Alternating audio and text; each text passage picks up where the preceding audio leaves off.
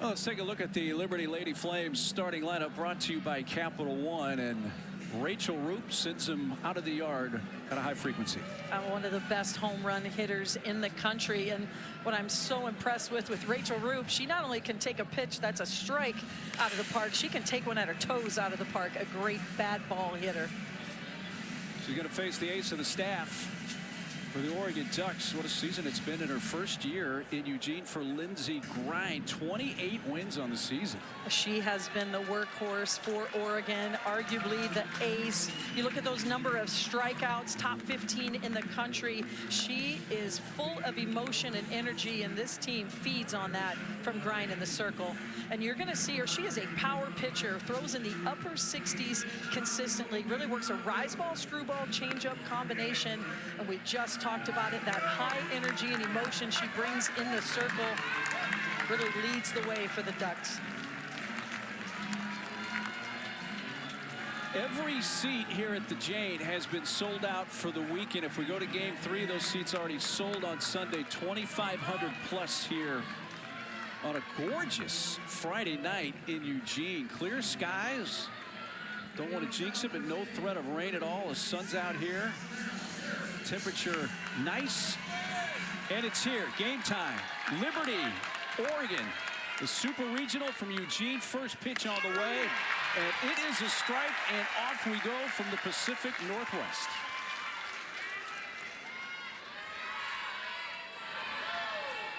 Savannah Woodard leads off for the Flames. Alabama transfer. Sends that in the air towards fairly deep left field. Battling the sun. Paige Dolan is there. I should say Kai Lushar there to make the catch. Battling that sun for the first out. And that's a big out for Oregon. Savannah Woodard, a triple threat. Very difficult to defend. Also has good speed. That's a good start for the Oregon Ducks. Yeah, that sun a bit of an issue in left field right now. Left fielder basically looking west-northwest. We've still got a good hour and a half or so of daylight left out here on the West Coast. First pitch strike to Rachel Roop. You see the shadows as well. Kind of a sunny spot in the middle of the dirt diamond. And shade on the edges. That ball's skied high but foul.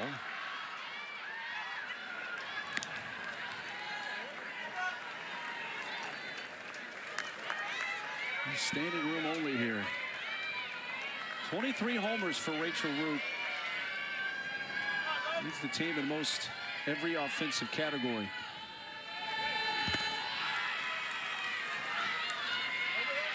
Oh, just such a polished hitter.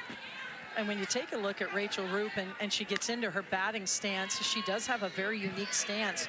Really a wide stance. About as wide as I think I've ever seen a hitter. And we talked to her about it yesterday. And she just feels very comfortable and really feels like it minimizes her motion.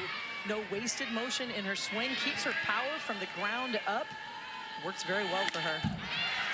Aggressively fouls that pitch, and it stays at a ball and 2 strikes.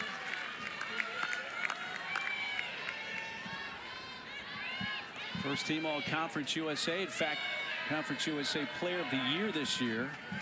5 times was Conference USA Player of the Week, and was the first ever to win it 3 consecutive weeks. Let's roll towards third. It went foul right at the last moment. Flannery scooped that up, but almost all the way up the line. It was fair, then took a quick left turn right before he got to the base.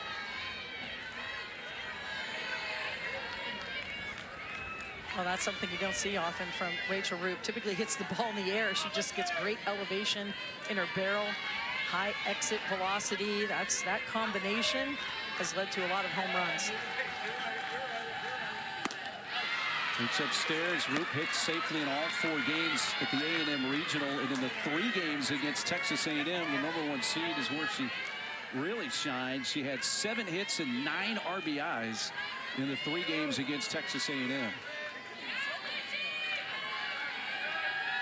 And a couple of home runs in the decisive game against the Aggies. And she's going to start the Super Regional off with an extra base hit. Finds the alley in right center field, and in with a slide as Roop with her team leading 19th double of the season.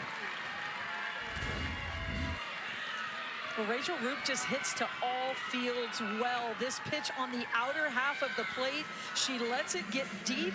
And look at that bat speed and barrel control. Her ability to drive it to the wall. Liberty with a runner in scoring position. This team can hit. They can hit up and down the lineup. They pass the bat. Good opportunity here in the first inning.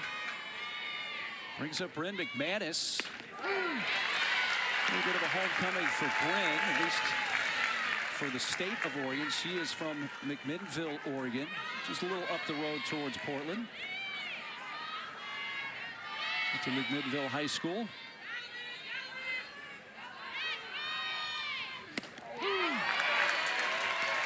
And hits the outside corner, quickly ahead, no balls, 2 strikes. Well, this is where Lindsey Grine really shines.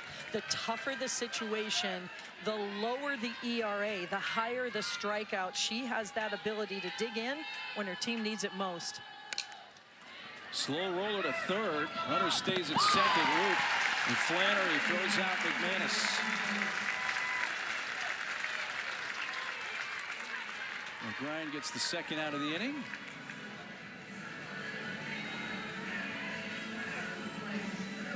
And with 2 outs, that's going to bring up the cleanup hitter for the Lady Flames. This is a Hinault, the DP. Back to the screen, a wild pitch will advance Roop 60 feet over to third.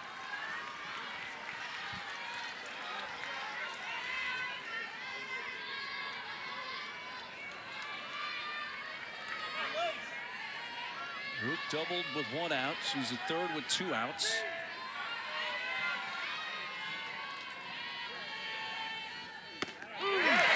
Strike pumped in, 1-1. You get the impression from the regional in College Station and the games won by Liberty, high scoring games, and they get a lot of runs scored with 2 outs.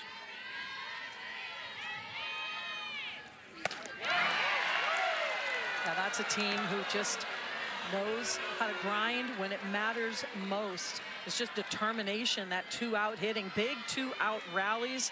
It's being able to put the ball in play. Upstairs from Grine, 3 balls and a strike.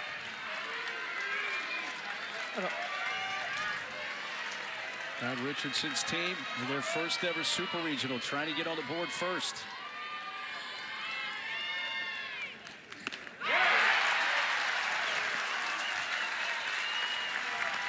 Well, that's just pure power, and that's what Lindsey Grine can do. A little bit of upspin on the ball. It's got a late break. She gets lots of swings and misses on that pitch. Down the left field side, fading towards foul ground. A sliding attempt by Kai Lushar. He looked just a little bit short.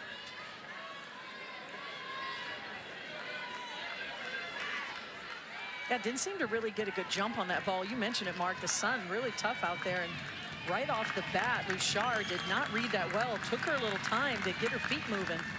And she's shading her eyes with her hand as well as wearing the sunglasses out there in left field. Another 3-2 from Grine. Another one, but this one will twist well out of play.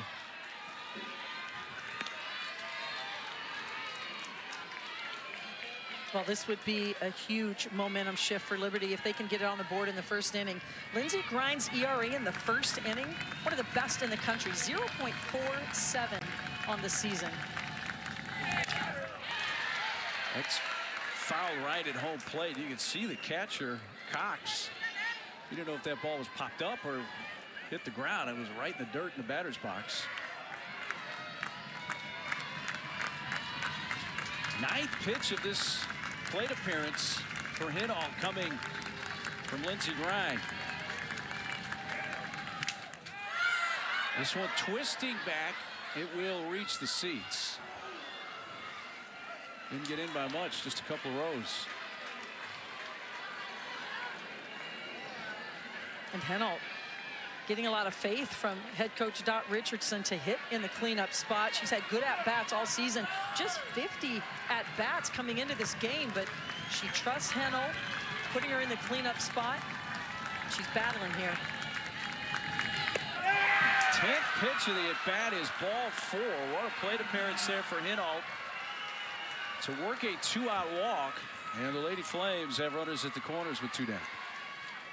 Just good plate discipline from Hinault. Fouled off a few pitches. Never got a pitch she could really drive, but was able to hang in there and keep the inning alive. This is what Liberty does. With 2 outs, they're able to elevate, keep those innings moving, have quality at-bats. We saw it all weekend in College Station. No doubt Richardson in her 12th season as the head coach. The Liberty Flames has taken them to their first NCAA Super Regional appearance. This year's Conference USA Coach of the Year. She also won Coach of the Year a couple of times when they were in the Atlantic Sun and when they were in the Big South. Whatever conference they've gone to, at some point they've anointed Dot Coach of the Year like they did this year in Conference USA. Well, head coach Missy Lombardi had a visit out to the circle to talk with Grind, and now we're ready to resume. KK Madry at the plate. And this is a very difficult hitter to try and retire with nobody on base, let alone runners on base. KK Madry, one of the fastest base runners. Even with 2 outs, the infield has to play in. They have to play tight to respect her speed. That's going to open up some holes for Madry.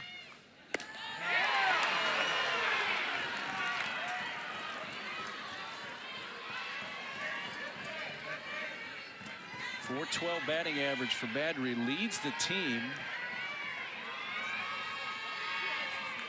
Of course, somebody you want to keep off base with 50 steals. Check swing, throw down to second, goes all the way through. Root coming home, is now hung up.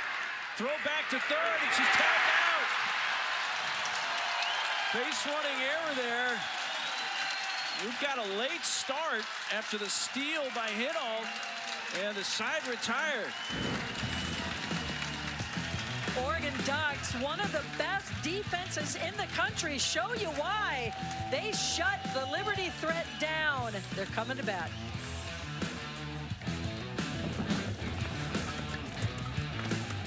Bottom of the first, let's take a look at the Oregon Ducks starting lineup, brought to you by Capital One, and it really begins up top with the Lushar sisters and the slightly older one, Kai, right at the top. And Kai is the spark plug of this offense. One of the fast base runners you will ever see this year in Division I softball. She is lightning in a bottle. Bill Riley McCoy at first base. You see Maake is getting the start there.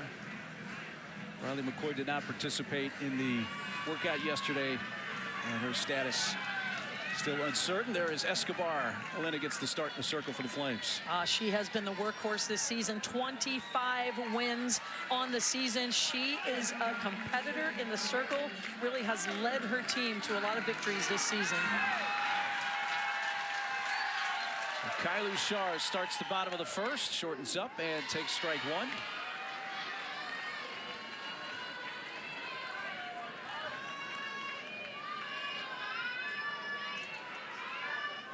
Originally from Carson City, Nevada. Her .412 average, second on the team, only to her sister who waits on deck.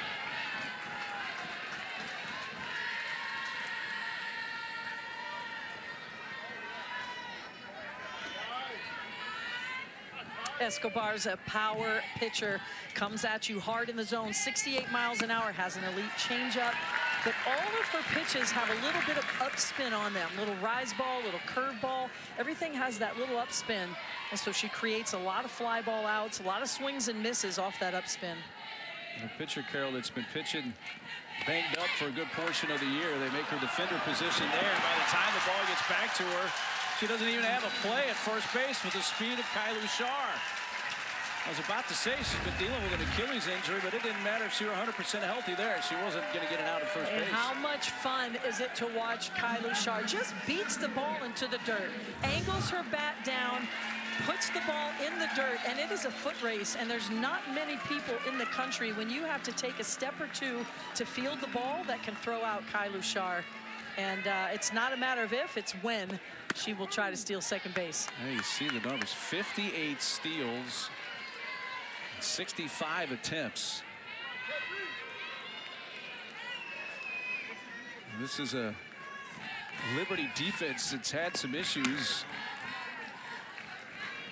One of those now is Watley is not playing tonight. Their shortstop. She has a issue with her throwing elbow.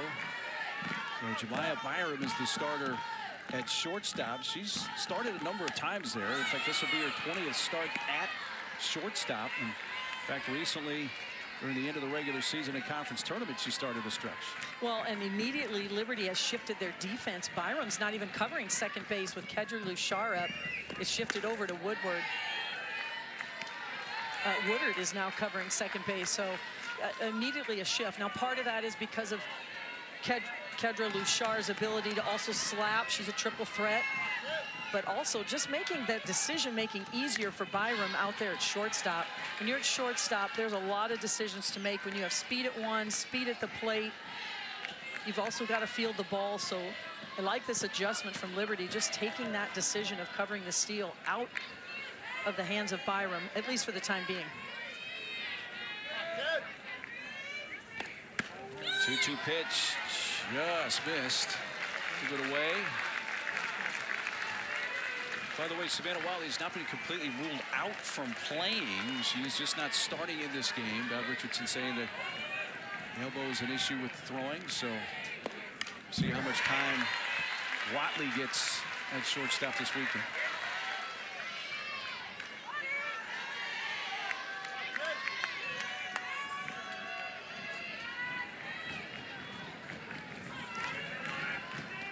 Eighth pitch of the at-bat to Kedri Lushar.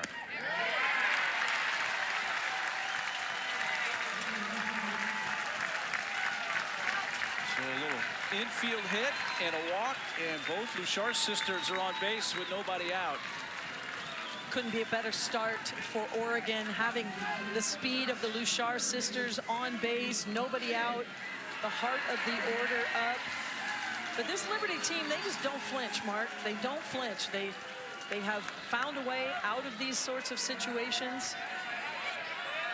And where you would normally find Riley McCoy in the batting order, she's not playing. Hockey getting the start at first base and batting in the 3-hole here.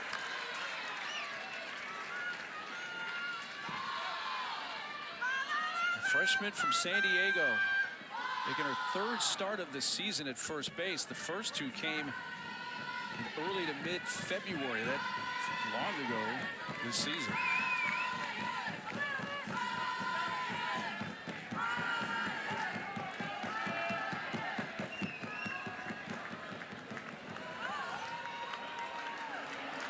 Casey Fagan is going to come out of the dugout. And the Flames have a meeting in the circle. Well, there's the head coach, Missy Lombardi, in her 7th season. You know, the early seasons for Lombardi here were really tough. I mean, the cupboard was bare. She had to deal with a lot of issues. She is this year's Big Ten Coach of the Year in year 1 in the conference for Oregon, and a chance for her to take a team to Oklahoma City for the first time here. Well, in visiting with her about that first year here at Oregon, it wasn't what she signed up for, but it was what she signed up for, and a lot of credit goes to her. She persevered through several transfers that year, had to have some walk-on tryouts, and the version 1 team ended up being a very fun team for Coach Lombardi. Here, this version 7 team has bigger dreams. You know, the last trip to Oklahoma City in the Women's College World Series for Oregon, their 6th overall, was back in 2018, Mike White's final year. So if they can get back, it would be the first time under Coach Lombardi. Outside to Mayake, 2 balls and a strike. Oregon showing good patience here, really forcing Escobar to throw the ball through the zone. Many strikes so far. Popped up, twisting back, and it'll get over the screen.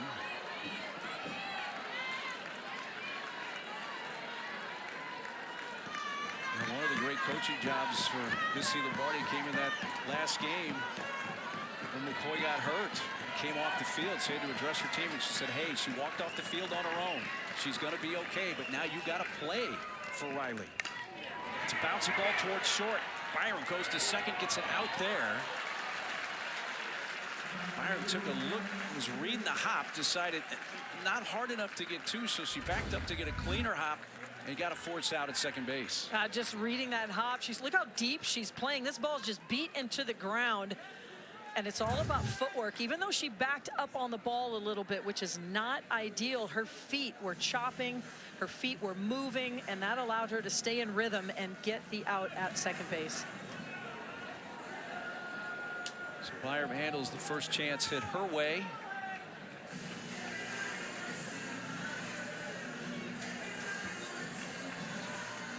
Sam Marder was asking about the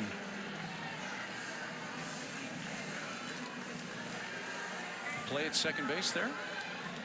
Appeared that way. Not sure on the safe out call or just on the bobble. I wasn't really sure. They're still kind of having a conversation. And yeah, they're talking about she and Coach Lombardi.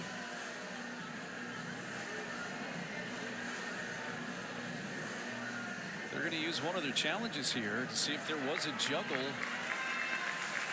Oh no, they're just going to pinch run here. All right. So they're going to run for Maake. Bring in Reagan Legg.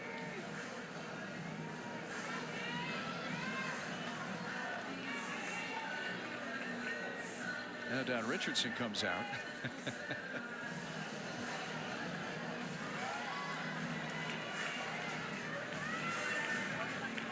Dot in the ear of plate umpire Matt Dial.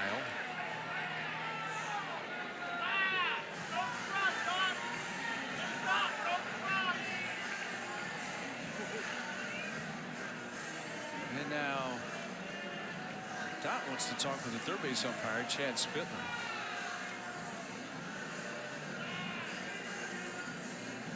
That didn't seem like that last play was very complex or controversial, but it's led to a lot of dead time here. What's going on? It sure has.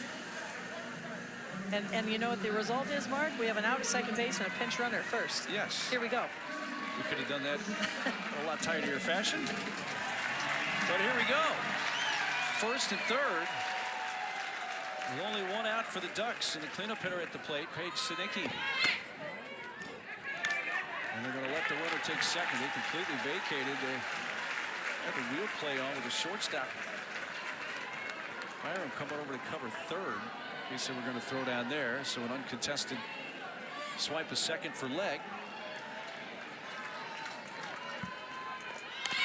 Now here's the squeeze. Shovel home late. Everybody's safe. Nobody covering second. And down to second goes Sinicki.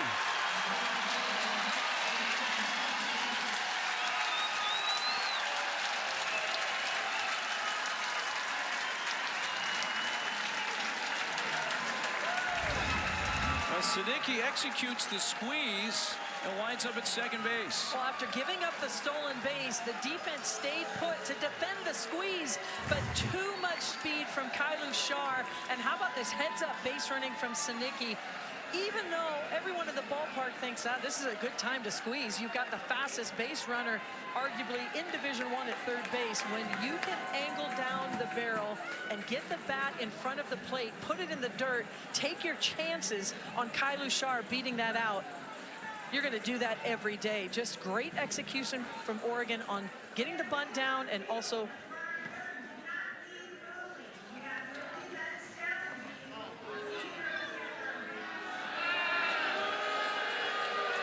so Liberty is challenged, saying that Kylu Shar left third base early.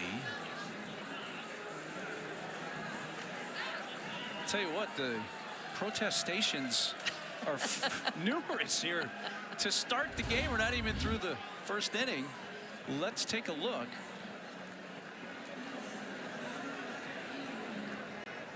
I didn't see it there, did you? I didn't see it there either in real time there. You know what's interesting here is you, yesterday, when we're chatting with Kylu Shar, specifically asked her, what do you key on to get off the base quickly with the pitcher? And she just kind of said it was a rhythm thing. It's a rhythm and a tempo. I was shocked. Usually players watch the front foot, the front heel of a pitcher, or is the ball in the top of their circle. They have some sort of cue.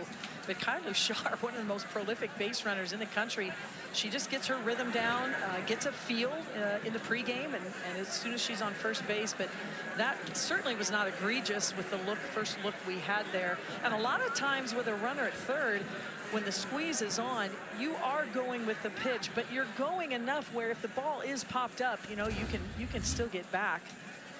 But they're taking a good look at this. We'll take another look here. You're not watching Kylie Sharp's motion. You're watching when the ball is out of the hand. And look, her foot is clearly on the base, Mark. No doubt. I don't think this will be overturned. I think Oregon's run will stay on the board. And it will cost Liberty a challenge. One of two they have. This has gone to the centralized replay system in Pittsburgh. But that look that we just showed you slowed down, there is no way this call is going to be overturned. So Oregon is the team to grab the lead. I appreciate Kylie Sharp with the green shoes. Makes it even easier to see that. A full house here at Jane Sanders Stadium. All right, the look we just showed you was definitive. So it really shouldn't take much longer here.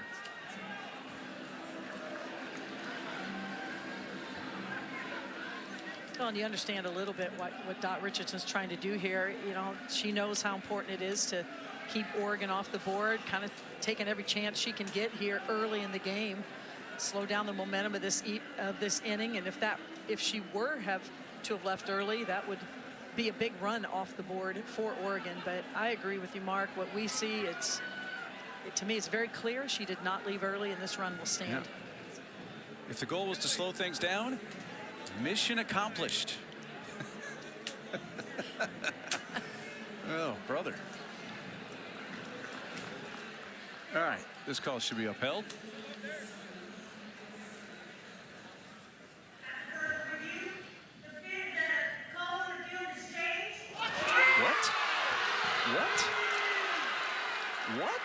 What did we miss? What did we miss? Wow. What did we miss? We've got to see this look again. All right. Remember, you're watching her foot, and when the ball is released, nothing else.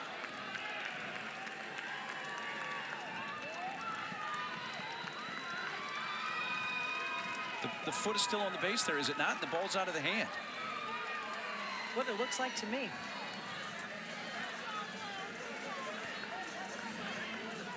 I'm floored. I mean, her foot does come off the base right there.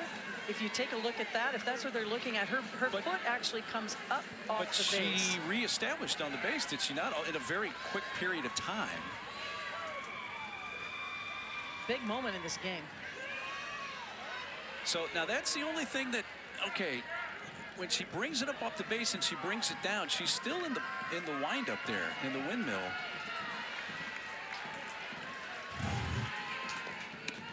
So it's still a scoreless game here.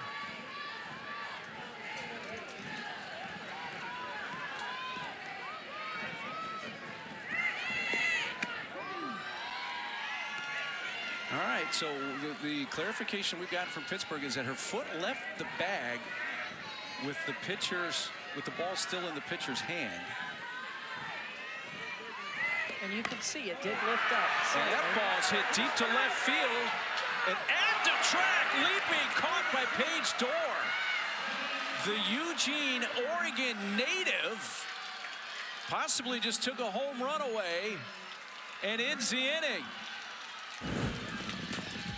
Well, what a crazy inning here in Eugene. We are still scoreless because of this catch by Paige Dorr.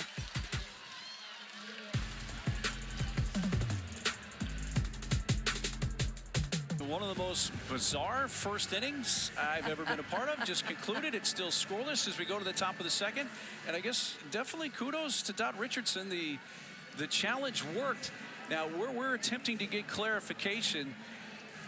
Yes, we could see the foot of Kylie Sharp came off third base, with the ball still in the hand of the pitcher, but that she had come back down on the base before it left her hand. So the question is, can you reestablish?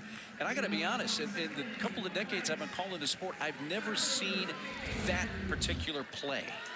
And I've been around this sport a long time as a coach, as a player. I can't say that I've seen that as well. And you do see a little bit of air underneath there, very, very brief air. But, you know, I don't think that's what Dot Richardson saw. I'd love to visit with her about that. I think she was just trying to see if she did indeed the timing of it, you know, left early, just to slow the momentum down, try to take the run off the board. Kind of a long shot that actually ended up in her favor. Here's Badri, a high fly towards center field. The right fielder takes command. It's Ayana Shaw who's getting the start in right. And by the way, the fact that Madry was left at the plate to end the top of the first inning was a big deal for Oregon to get out of that frame. It was huge. As soon as we went to break, we started talking about that. Liberty kind of ran themselves out of the last inning, a base running mistake there. Madry, one of the fastest players in the game. They had a lot of opportunities that were quickly ended. So here's Paige Dorr, made the great catch in left field. Looked like that ball from Patman, who hit the walk-off three-run home run here on this very same field in her previous at bat to beat Stanford and send them to the Supers. Almost hit another one there, but got robbed by Dorr.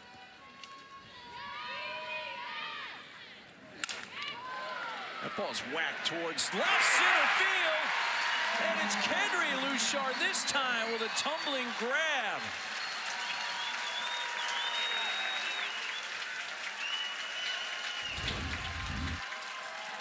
The defense we have seen in this game so far, great timing from Kendry Luchard. Stays on her feet as long as she can. That makes her as fast as she can go.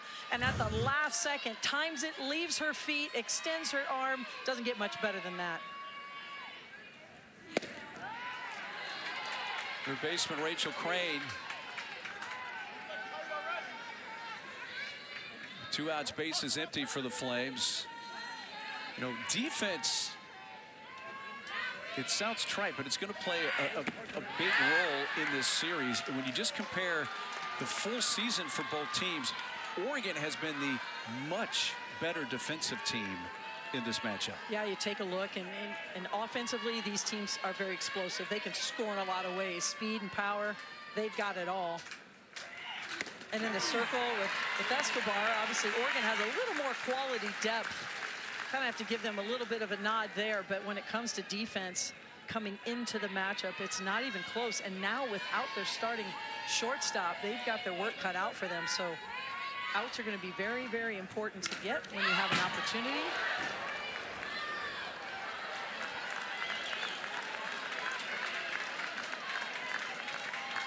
And that's why catches like we just saw from Kendry Luchard, this Liberty team can score in bunches. They have the ability to hit home runs through the lineup. And when you can keep those runners off the base, a solo home run, it's not going to hurt you as much, but that multi-run home run, it's trouble. That's foul. Foul ball right near the bag. It went foul. Plate umpire there to make the call. Quick call by Matt Dial.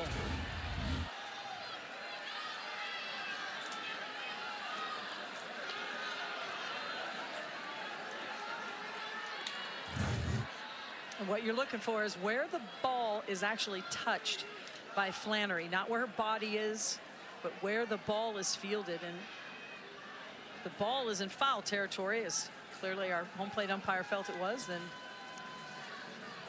well, Crane is now. Take a look.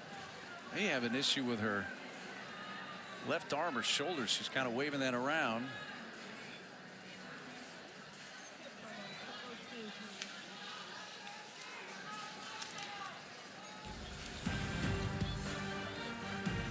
Now the Women's College World Series returns to Oklahoma City. The action begins less than a week from now, Thursday, May 29th, noon Eastern, live on ESPN. For more info on this year's Women's College World Series, go to ncaa.com, your online home for all 90 NCAA championships.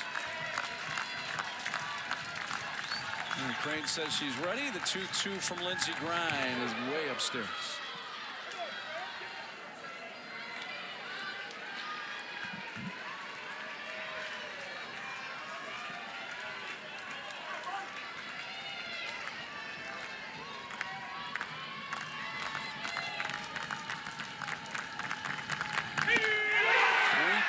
pitch just missed.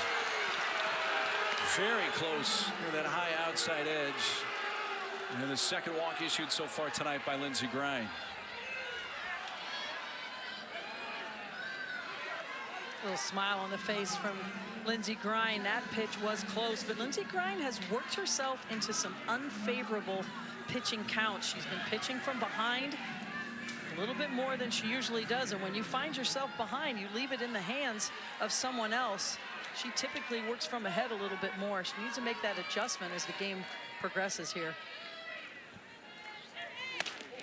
Catcher Savannah Jessie takes apparently a little hair inside for ball one. Jessie, who had a huge home run in the decisive game against Texas A&M. Her home run tied the game at 3 in the top of the 6th.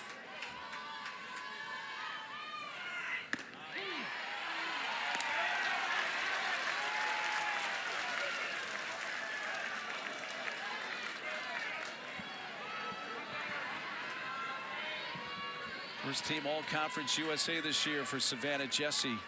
Trying to keep this top of the second alive for the Flames. Tell you what, this crowd of 2,500 plus is not happy with the calls they're getting or not getting at this moment. Usually, it takes an inning to kind of establish the strike zone for pitchers, but this has gone into the second inning here, really on both sides. Both pitchers, saw that with Escobar as well. Just some really marginal pitches. Safe to say that the zone has seemed very tight to begin the game on both sides. It sure has. And on both sides of the plate, on both sides. And look, both of these teams can hit, and when you shrink the strike zone, there's going to be a lot of balls hit in this game. These pitchers are going to have to bring it more over the plate. Jessie battling, fouls another.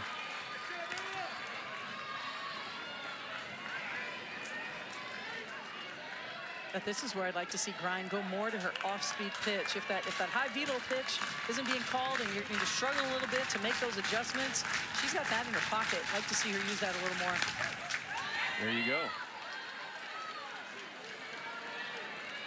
Probably caught a little more of the plate than she would have liked, but I think it was the speed that you advised. Yeah, she tunnels it so well. Looks like it's coming at that high velo.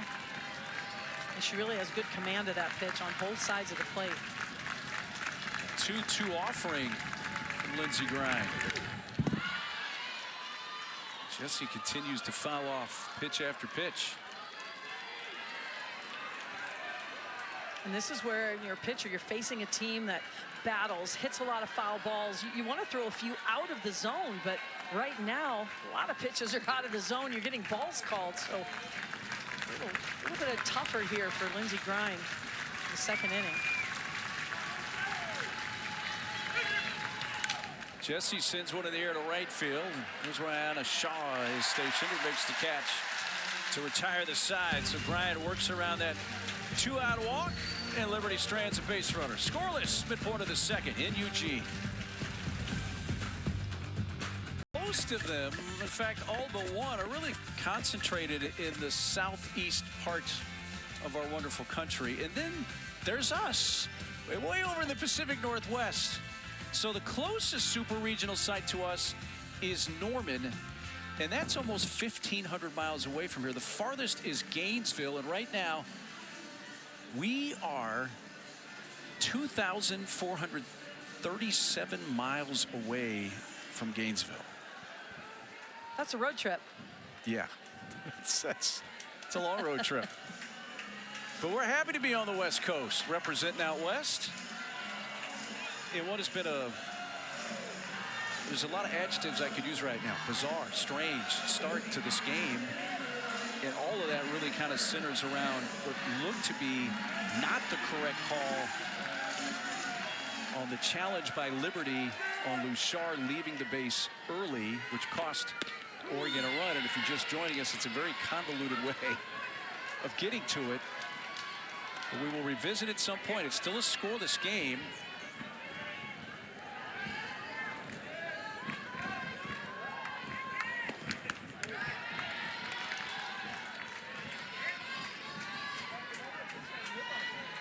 Patman leads off.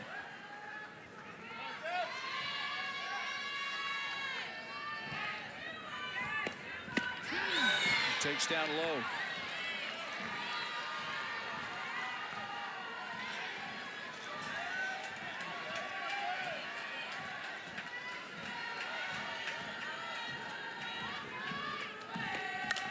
Ground ball towards the middle. Backhand stop. Turning. Throwing. Dug out at first base by McManus. Savannah Woodard making the play. The first out of the inning. Well, defense starts with your feet, and Woodard has to move to this ball to her right, and you have to make a decision. Do I backhand this ball and commit to it? Do I get in front of the ball, field in front of my body? She makes that decision early, gets her glove to the ball, plenty of time to make the throw.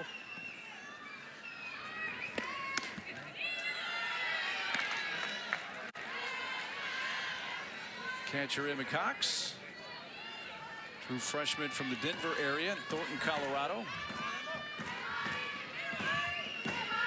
Just a little bit of time with injury this year in her freshman year.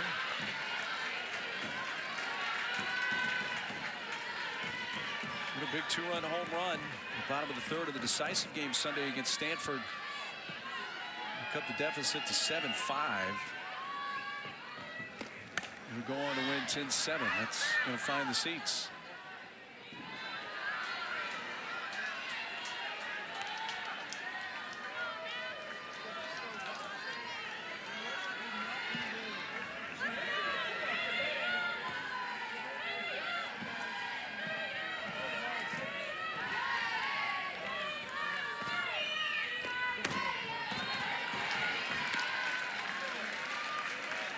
Three balls and a strike.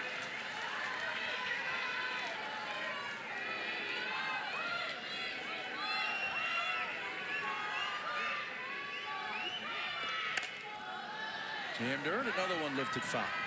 Escobar really working that arm side right now, so the right-handed batters, that rise ball that she really throws at all different levels, is coming inside, and Oregon having a tough time barreling that ball up. I look for them to move away from the plate a little bit, keep their hands in, open their hips.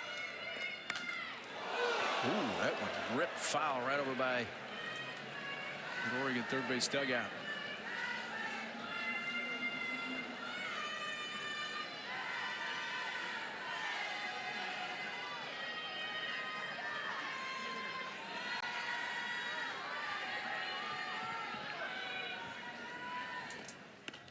Check swing, pitch down low, the 3-2 misses, and Escobar walks Cox with one out.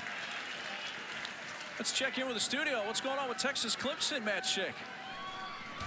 I'm very glad you asked. Texas down a run, 2 outs in the 5th. Jolie Mitchell coming up big. I don't know about you, Matt, but I think the best defender at McCombs Field is that 10-foot wall in the outfield. That one was smoked by Jolie Mitchell for the lead. Texas trying to stave off elimination against Clemson. They've got a 5-4 lead. That game's over on ESPN2.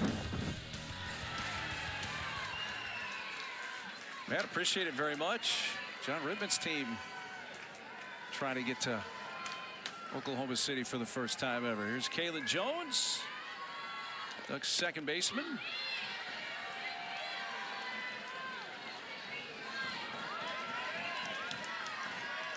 Scoreless game here, bottom of the second. Jones made the all-freshman team, second team all Big Ten.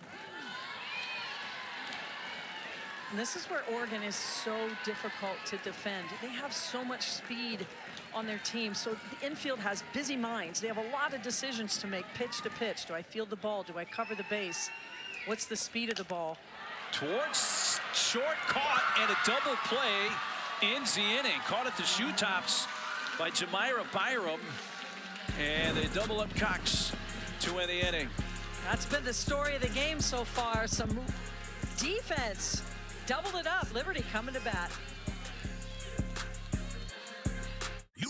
We're 1 out away from Super Regionals last year. The Bulldogs are gonna walk it off in Athens! There are a lot of players here who realize we've tasted it. So the appetizer, it's time for the entree. Group drills this. Gone!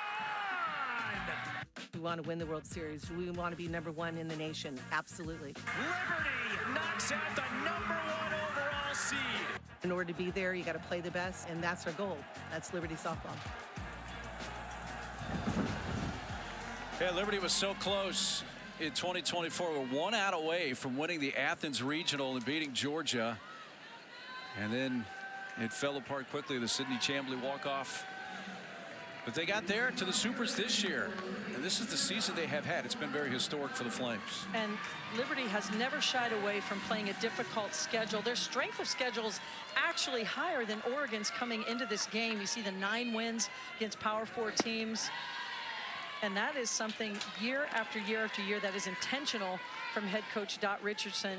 You know, look, this team loves to win conference championships, and they've done it a lot. But their ultimate goal is to get to the Women's College World Series. They're 2 wins away. 9-1 and 2 hitters here for Liberty, top of the 3rd.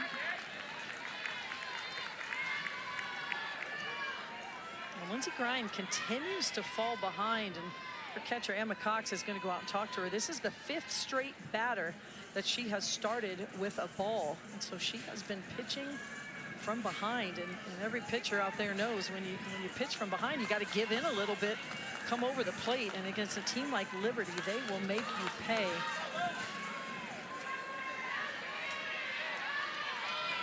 Two and nothing on Byram to begin the inning.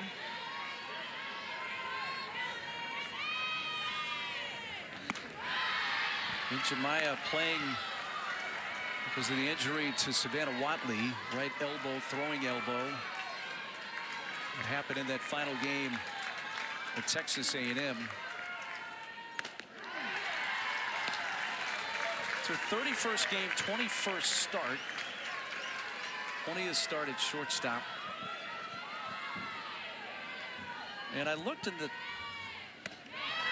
19 games that she had started at shortstop. Liberty was 15-4. She works a leadoff walk. That's the 3rd walk handed out by Lindsey Grind.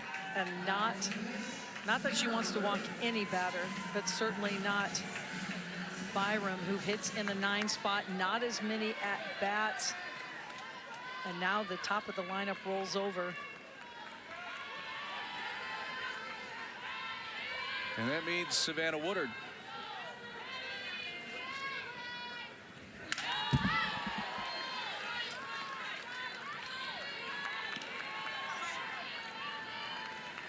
I mean, to me, Woodard is the engine that makes this Liberty offense go. She is a true triple threat.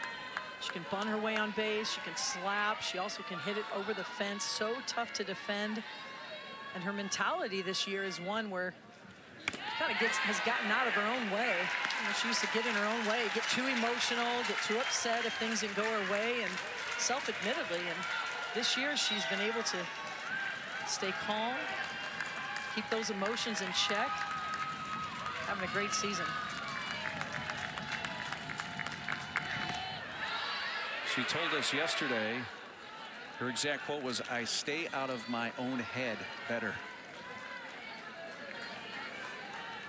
Woodard, who spent 3 seasons at Alabama, really in her 3rd year with Liberty, but missed all of last season due to injury.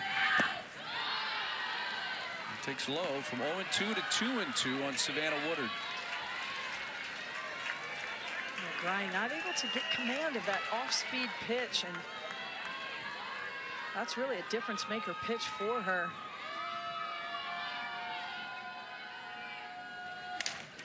Towards 3rd, foul. Flannery giving a chase.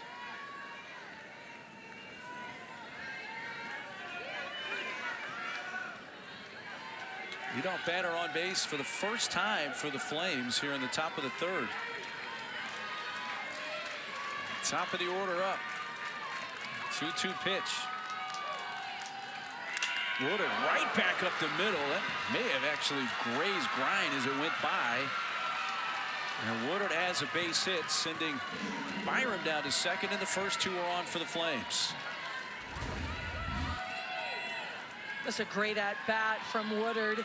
She's patient. This one too much over the plate from Lindsey Grind. It's elevated. It's right down Broadway, right over the middle of the plate, and that's why Woodard is able to time it up, take it right back up the middle. Anytime you hit a ball that hard right back up the middle, you know you're on balance and you know you're on time.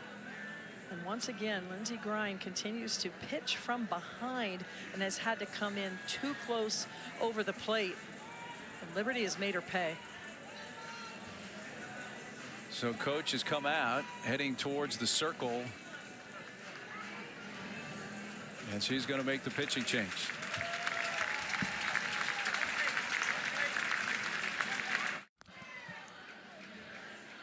Well, Elise Sokolsky played a big role in the 2 wins over Stanford Sunday to get him to the Super Regional. Through 3 innings in the first game, got the save, and then got the win in game 2. And in the postseason, especially the last 5-6 games, it's been Sokolsky that has been the difference maker. Just been very stingy in terms of giving up hits, giving up runs. This is a good switch of tempo. Grine falling behind, and with Rachel Roop at the plate, giving her a different look was very important in this game. Obviously, since Grine was the starter, she can re-enter at some point if necessary. Sokolsky is a little bit inside for ball 1. I think it just mainly was kind of a give him a different look second time through the order as well. Well, and no strikeouts for Grine. Yeah. That's very rare. That tells you right there, just not a lot of movement through the zone, falling behind. I mean, you got a pitcher that falls behind. But Sokolsky has here very marginal pitches, very competitive pitches in the zone. But when you're facing a hitter like Rachel Roop, the last thing you want to do is fall behind the top 10 in the country in terms of home runs.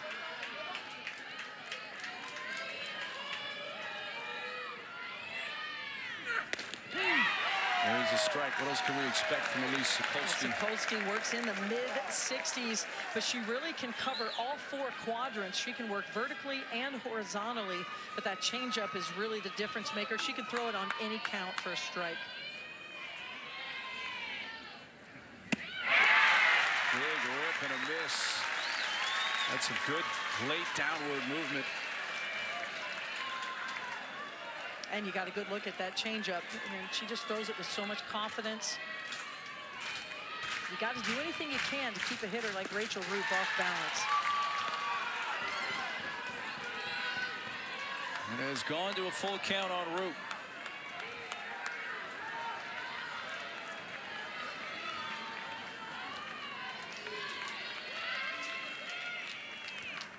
Roop hits it. That is fair, right near the bag. Out at third, out at first, double play. Well, Flannery heads up. She had a force at third. Touched the base with her foot to get the first out, and then across the diamond to get Roop. Just the ability to stop the ball. This ball is pulled hard. Rachel Roop rolls over the ball, tops it, but look at this play. Flannery keeps her glove low to the ground, and the ability to field the ball, kind of lay on the base, that's where she ended up, but to be able to get up, have the presence of mind to go to first base, a huge double play for Oregon. 16th double play turned by the Ducks defense this year. Big one there. Now the lone runner is Woodard at second with 2 outs. Flannery, by the way, took a foul ball during the Oregon half of last inning. Hit Flannery while she was waiting in the on-deck circle. It took her a little while to get out of the dugout and take her position at third base when this inning began.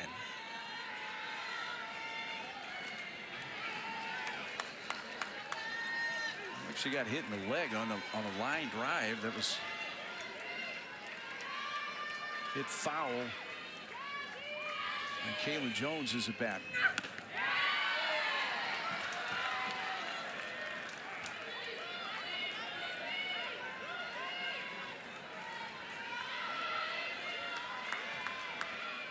That is grounded out to Flannery at third, her first time up.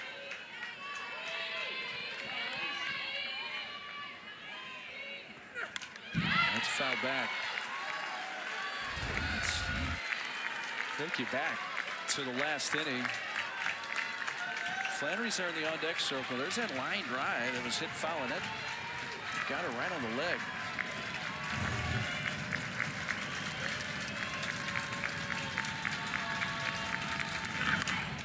Shot foul. Well, this is where Liberty did a lot of their damage The Bryan College Station Regional, 26 of their 35 runs in the regional came with 2 outs. They're looking for a little bit of that magic right now.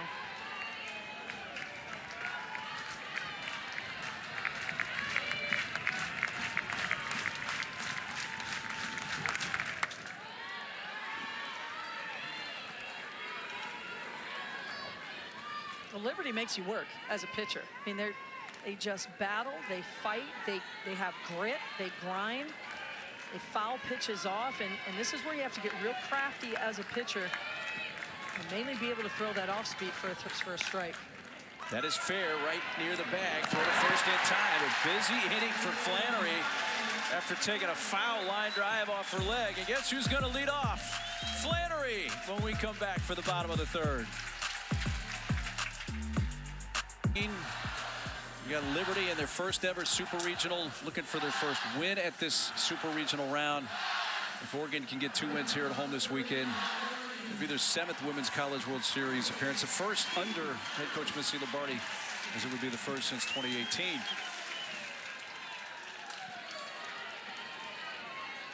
Here is Katie Flannery leading off. Home half of the third in a scoreless game. 2 hits for the Flames, 1 for Oregon.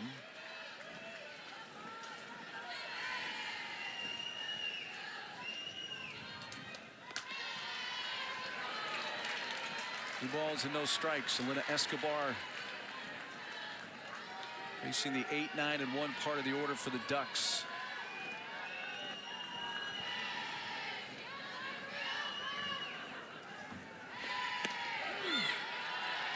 I chatted with Escobar yesterday. She's never one that shows a lot of emotion in the circle anyway, but she's been dealing really with that Achilles injury, left leg, for a while now, and you never know if she's feeling good or bad or which way she's leaning. And just such a competitor. I mean, what she's been able to do, a lot of appearances this season. I mean, the amount of time she has put her arm in a circle this season and really willed Liberty to get out and led her team to victories. It's impressive. Madry out in center field. It's away out number 1. And she gets a lot of those types of outs. She just has enough of that upspin on the ball, whether it's a screwball, rise ball. Sometimes she'll throw a curveball in there, but if you can't keep your barrel high through the zone, get it on plane early, stay strong with your hands, you're going to get a lot of fly ball outs. And we've seen a few of those already today. Now to Shaw, shortens up. 42nd game for Shaw, her 20th start. Part of the reshuffle of the lineup with no Riley McCoy tonight. Bunt laid down, but it trickles foul.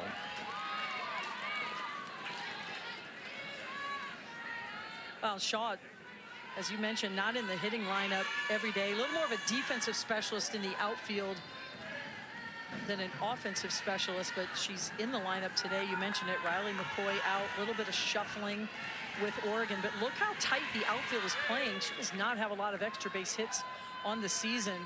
They're playing the odds, even though she's slapping, kind of go to her power slap, her version of swinging away. The infield's tight, respecting her speed, but that outfield, they're playing the odds. Almost tempting Shaw to swing a little harder than she's comfortable. But they're just shortening the whole field on her. On the ground out to short. Byram tried a backhand stab, but it went off the glove and high over her head. A tough chance for Byram. We'll see how they score it. Shaw is on. Shaw, by the way, that's her 58th at bat of the season. She's been hitting well over 400. Yeah, this ball is hit hard, but Byram gives up on it. Just kind of waves her glove at it. One more step to get in front of that ball. Even using her backhand would have had a better opportunity to secure the ball and throw over to first base. They score that in error. 10th error of the season charged to Byram. And the top of the order up, here's Kailu Shar, whose first inning trip around the bases was a very controversial one. This one is bouncing towards right center and may give the Ducks the lead. Shaw headed for the plate. She'll score. Kylie Shaw in with a slide at third. An RBI triple, and the Ducks open the scoring in the third inning.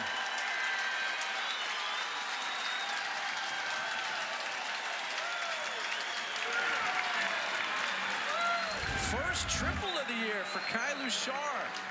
She keeps her barrel up in the zone. Look where her barrel is. This pitch is elevated a little bit at her chest, and she does not miss. And the outfielders are playing tight, knowing she does not have a lot of extra base hits. They have to go a long way for the ball. A key RBI for Kylie Shaw.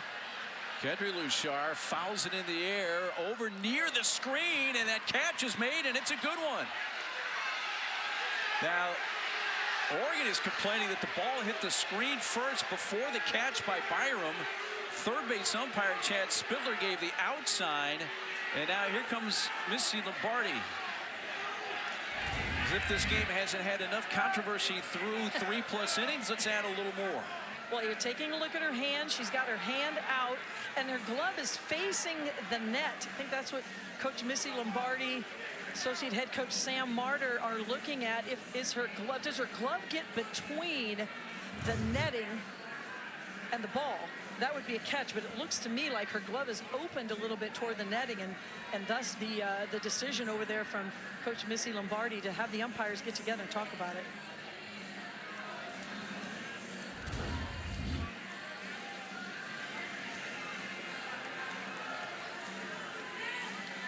I mean, the ruling on the field is catch, and they're standing with that call.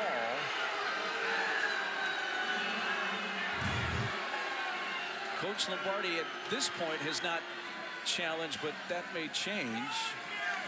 Nope, they're going to live with it. Well, let's talk about how far Byram went to catch that ball. That's a huge out with a runner third, less than 2 outs. Now we have 2 outs and the fastest base runner for Oregon. So that is a huge play. A lot of grit shown there to get over, find a way to make that catch to get to 2 outs. So an error charge to Byram earlier in the inning has allowed the first run of the game to score, which is an unearned run. And a fantastic play there that will stand now with that pitch, and that's up high. Stephanie Maake.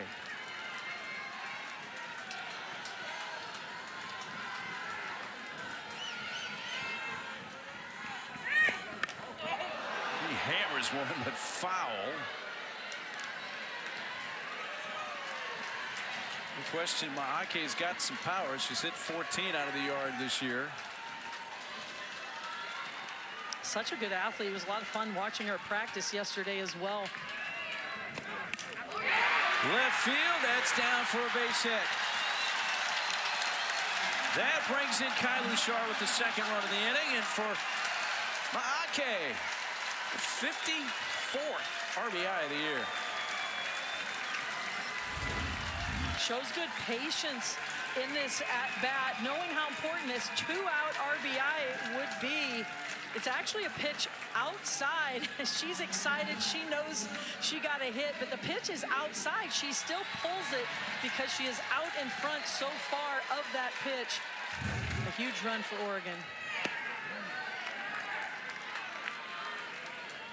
Here's the cleanup hitter, Paige Siddiqui.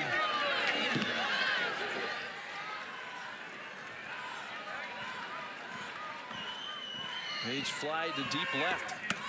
First time up, that was that weird sequence where she put down the squeeze bunt. It looked like it had scored Kylie Shaw. Siddiqui wound up at second, but then there was the challenge from Dot Richardson and Liberty that led to being ruled that Kylie Shaw left third early. That call, if you look at it yourself, you may dispute it or not. We'll, I'm sure, revisit that again at some further point tonight.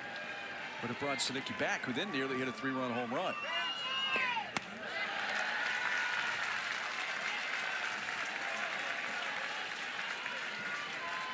Three balls and a strike.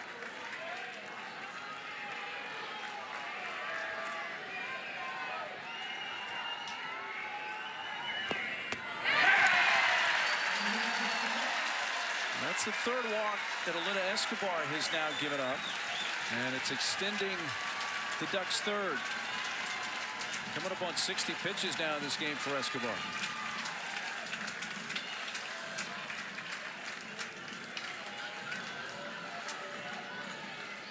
On that off-speed pitch is the one she's had quite a bit of command of in this inning. She's only thrown it a couple times, but she has thrown it for a strike. Just working with her catcher on what velo pitch feels the best. What do I feel I have the most control of right now? Because that's where she's been missing a little out of the zone with the rise ball. That is her best pitch. She can throw it on all levels, but having a tough time today getting that movement and that break on the ball that she typically does. Well, two-out chance here. Desiana Patman. Fez grounded out to the right side her first time up. Takes strike one.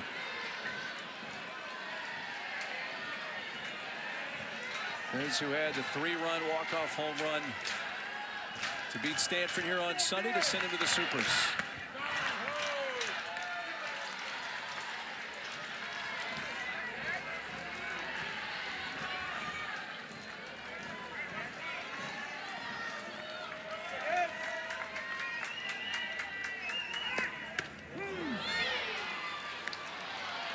The one thing you can count on is that Escobar is a competitor. That's the first word that her teammates use to describe her, that Dot Richardson uses to describe her. She's going to give you your best every time out.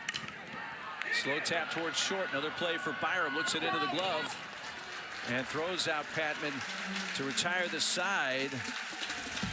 But they score twice. Ducks have taken the lead. When we come back, we'll visit with the Flames head coach, Dot Richardson.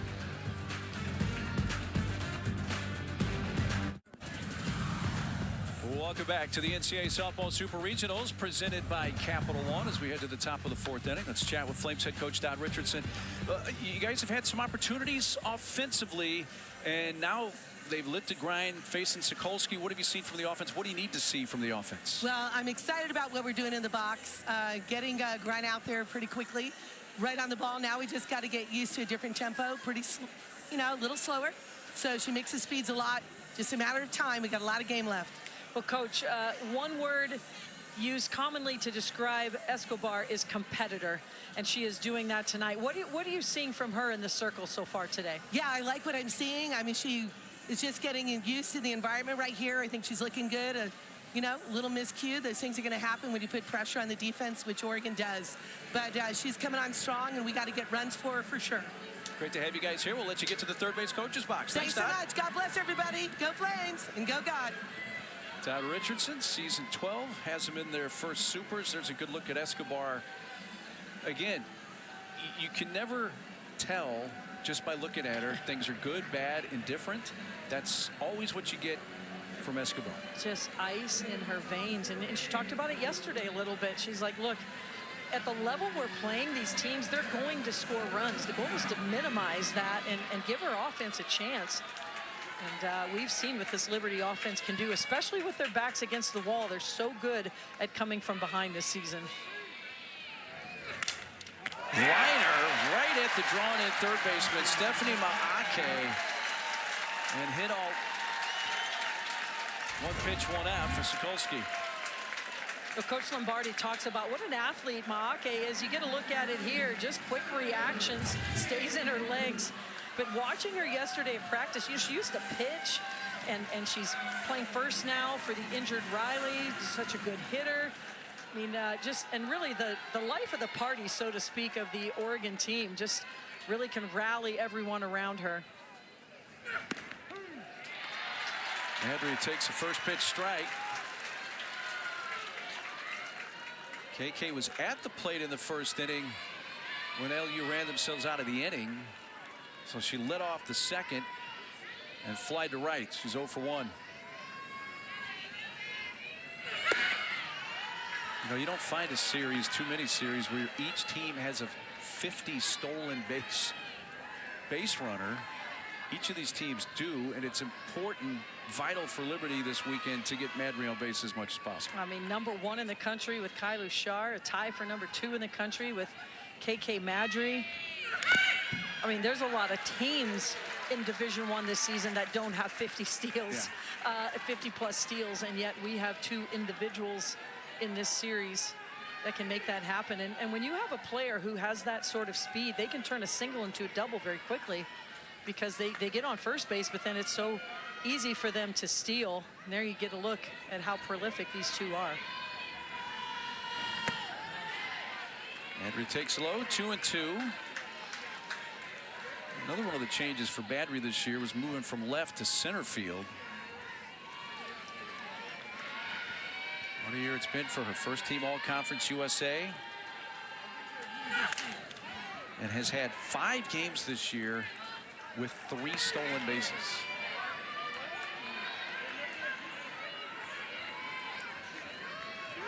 I'm sure that scouting report on the Oregon side, a big point of emphasis is keeping this particular player off base. Without question. Slow ground ball, and they're not going to accomplish it here. On base is Madry. She puts the ball on the ground, even if it's softly hit. She's got a good chance to beat it out. Just so savvy with her bat. Typically goes to the short game, but she can also swing away. Stands up nice and tall, so she's able to stay at the top of that strike zone. Takes it right back up the box. Well, 50 steals. She's been caught 5 times. Now has reached base in 22 straight games. Paige Dorr, that's over the shortstop Sinicki into left center. Madry's off to the races.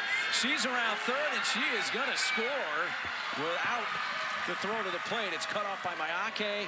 Down to second goes Dorr with the double. And Liberty is on the board in the Supers. It's 2-1. KK Madry just floats around the bases. The minute this gets to the gap, she is thinking score.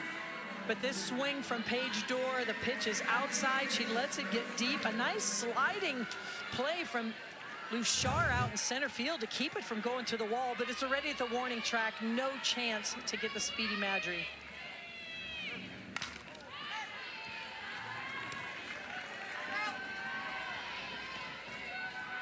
It's a big series for Paige Dorr, that RBI double there. She played a season at Oregon State, her true freshman year last year, and she's from Coburg, Oregon, which is about a 10-minute drive on the north side of town. The Dorr family had the entire team over a couple of nights ago for a Hawaiian barbecue.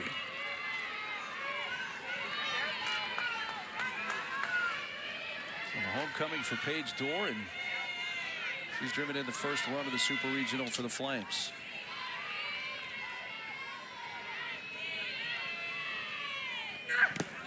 In the dirt, almost halfway to third base, was Dorr able to retreat back to the bag. Nice play there by the catcher, Emma Cox, to keep that from getting away.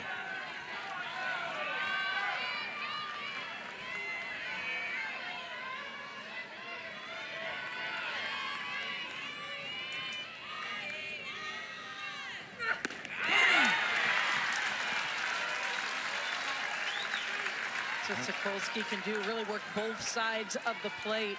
Really difficult for a hitter against Sokolsky. You can't really hunt one side or the other because she has good command, stretching the zone east-west.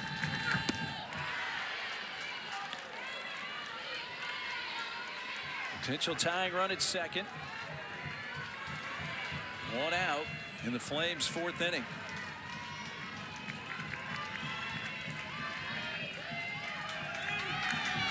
Three twos, pulled foul.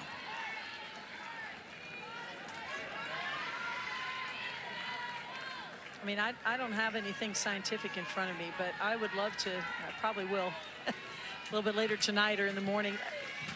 I bet Liberty doesn't have a lot of looking strikeouts on the season. I mean, they are up there with the bat off their shoulder and ready to dig in and fight off all sorts of pitches until they can find something to drive. Just really impressive offensive philosophy, and Sammy Fagan, the hitting coach, has done such a tremendous job with the team this year.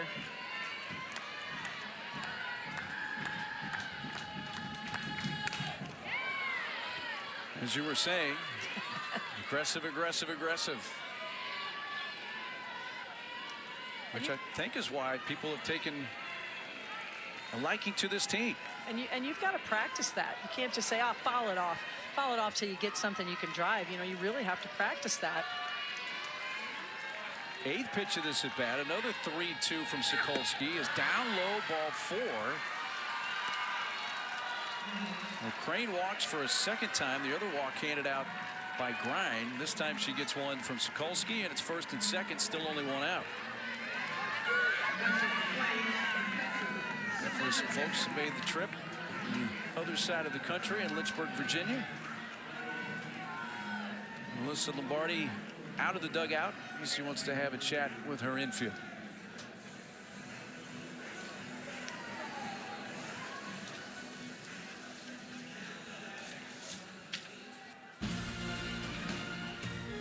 Well, here's this week's Sunday Night Baseball matchup. It is the series finale between the Dodgers and the Mets. 7 Eastern on ESPN, ESPN Deportes, and ESPN Radio. Our coverage begins at 6 Eastern with baseball tonight's Sunday Night Countdown.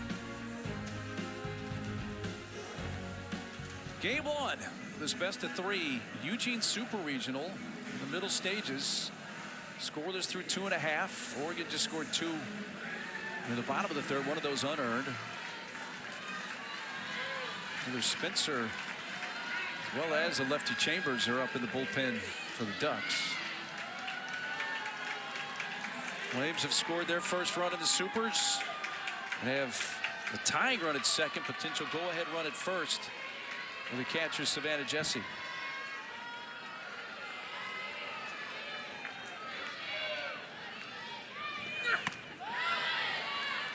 It's been a struggle for the Oregon pitching staff tonight. There's no doubt about it. A lot of walks in the game so far, pitching from behind, and against a team like Liberty, that just sets you up for trouble because they do fight, they do battle at the plate. Little tap. That's a fair ball, picked up, and the throw by Sokolsky in time. The other runners advance.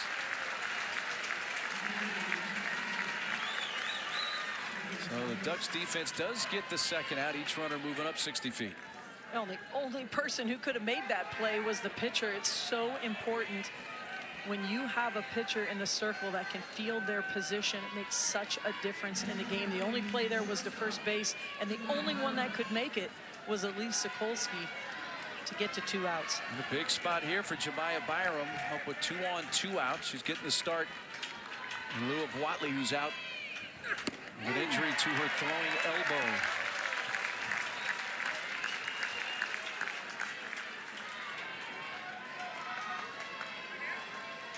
Walked in her first plate appearance an inning ago.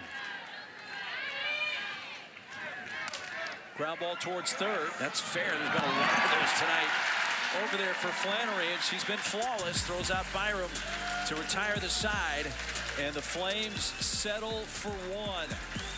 When we return, our chance to visit with Missy Lombardi, the Ducks head coach. Now in season number 7 here in Eugene. After how many years was it in Norman? It was a lot. 21 seasons. 21 seasons. And Patty Gasso's staff. Full house here tonight at the Jane Sanders Stadium. Every seat has been sold for all potentially 3 games this weekend here. Mark Neely, former Purdue head coach Carol Bruggeman. First pitch swinging. Cox sends it deep towards right center, but right on the edge of the track. Run down by Rachel Roop.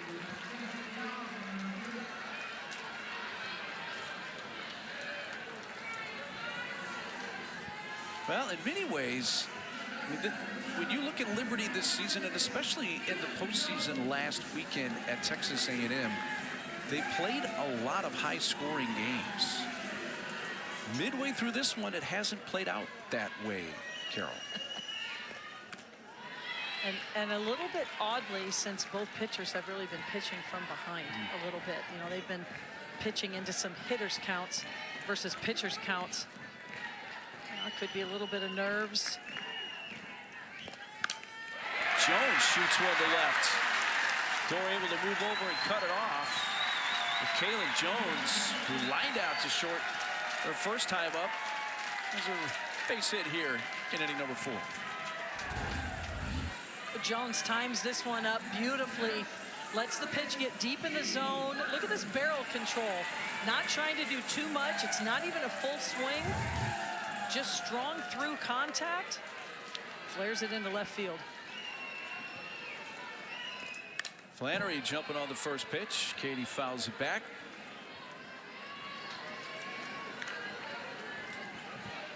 Katie fly to center in her only at bat. She has been very busy at third base.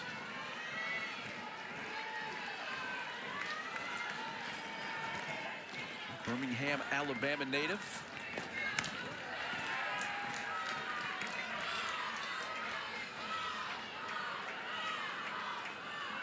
Henry had one of the big home runs in the decisive game against Stanford last weekend. 3-run home run. That's hit into the twilight on the infield. Having a scamper back to first goes Jones. It's caught by Woodard. Flannery pops out. 2 gone. And this is vintage Escobar.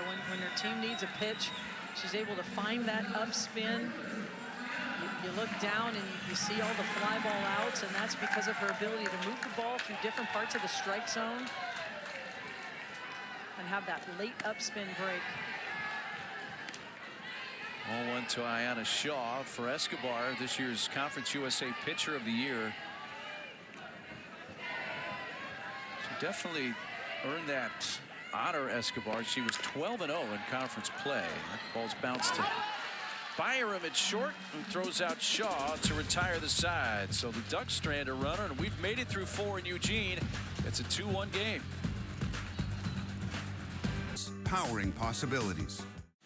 Well, our game recap starts bottom of the first. Kylie Shaw on a squeeze play. Looked like she had scored a run, but on a challenge from the Liberty Flame, that call was overturned. It's lit up the Twitter world, by the way, on the softball side of things. But Ducks were able to get on the board. A couple of RBI base hits.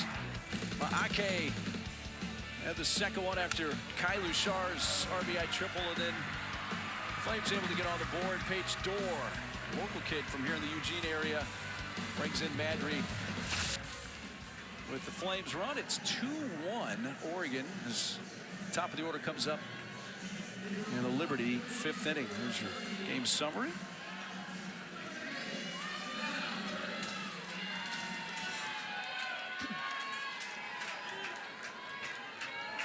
Woodard is fly to left, hit one back to the circle, and does so again there, and she's safe. Good play by Kayla Jones, who made it really close at first. Woodard, who's got good wheels, getting down the line, is her second infield hit. Well, Sokolsky can field this ball, come up with it clean. She's going to easily get the out, but she squeezes her glove a little bit too soon. But look at the hustle from Kaylin Jones. Just attacks the ball, throws it on the run, does everything she can, but too much speed from Woodard. Potential tying run on board for Rachel Roop, and that's way high to the backstop. No chance for Emma Cox, and a wild pitch. And suddenly the tying runs at second with nobody out.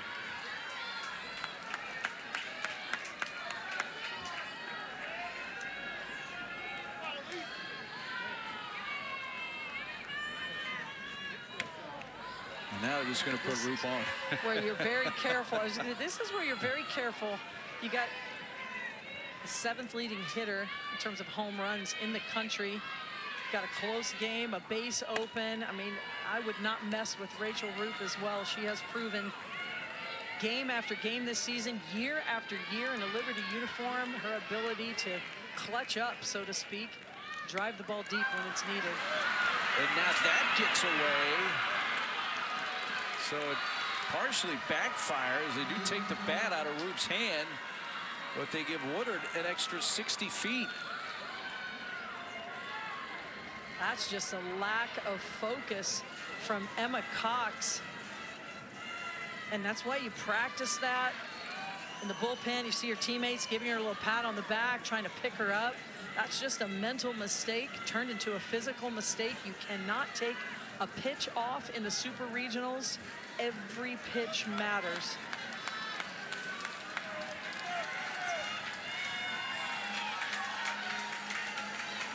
So first and third, nobody out. 2-1 Ducks, top of the 5th. And the Flames have the 3-hole hitter up, Bryn McManus.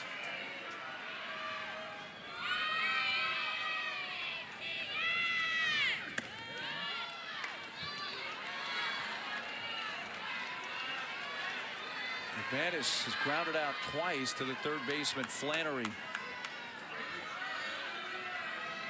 Another Oregon native back in her home state from McMinnville. McManus from McMinnville.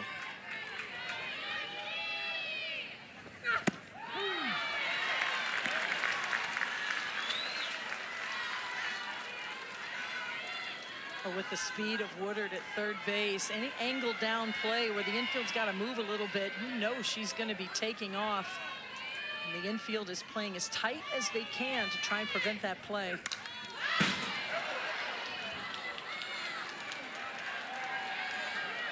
Polsky gets ahead, a ball and 2 strikes. But this is the pitcher you want in the circle if you're Oregon. She lives with that drop ball down in the zone, gets a lot more ground ball outs than she does fly ball outs. She certainly could use one of those right now.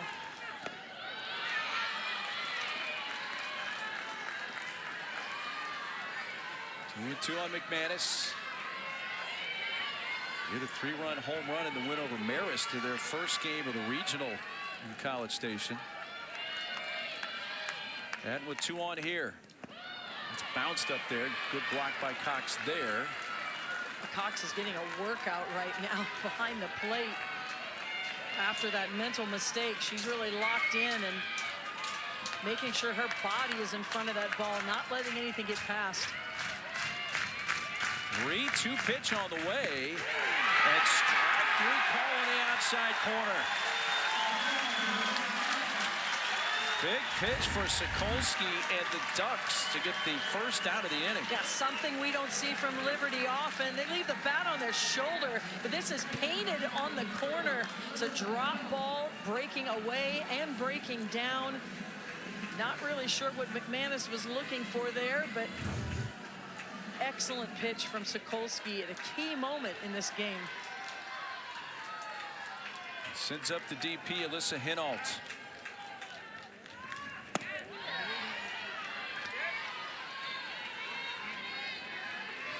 Off speed on the first pitch on Hinault, who was walked and hit a soft liner to first.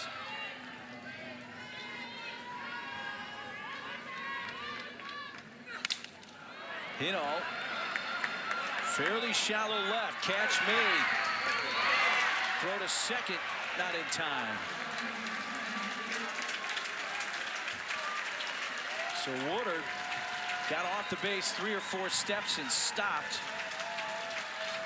And enough to allow Root to go to second, but the Oregon defense gets the second out on the fly ball. And that was good base running from Root to tag and watch the release of the throw to get to second, but really surprised she wasn't really down to second base with all the balls in the dirt, you know, in the previous batter. But now they do have 2 runners in scoring position. And a big spot here for Madry. 1 for 2. She has scored the lone run for the Flames.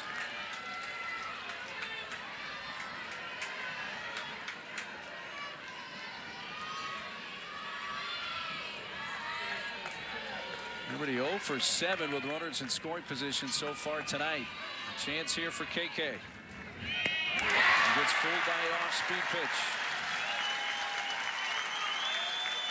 Oh, what a great pitch from Sokolsky. Takes a little off. It's a big moment of the game. Madry way out in front of that pitch. I look for Sokolsky to go right back to that same pitch. The soothsayer Carol Bruggeman is right as usual, and it's 1-2. Will we see 3? I was going to ask you, is there a chance? You're telling me there's a chance.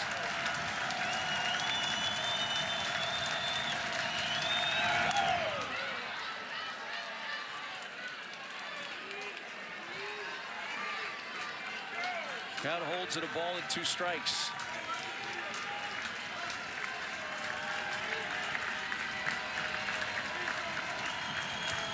Two-1 game in the 5th. Game 1, best of 3 from Eugene.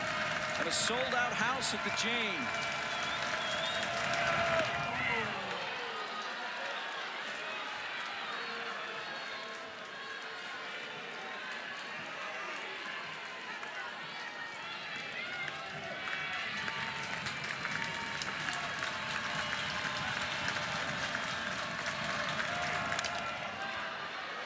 Left center field, pretty well hit, but playable. And right on the warning track, Kai Luchar makes the catch. That ball carried a long way for Madry. And the Flames strand two. Well, look at the speed of Kai Luchar to run this down to the warning track, ends the scoring threat.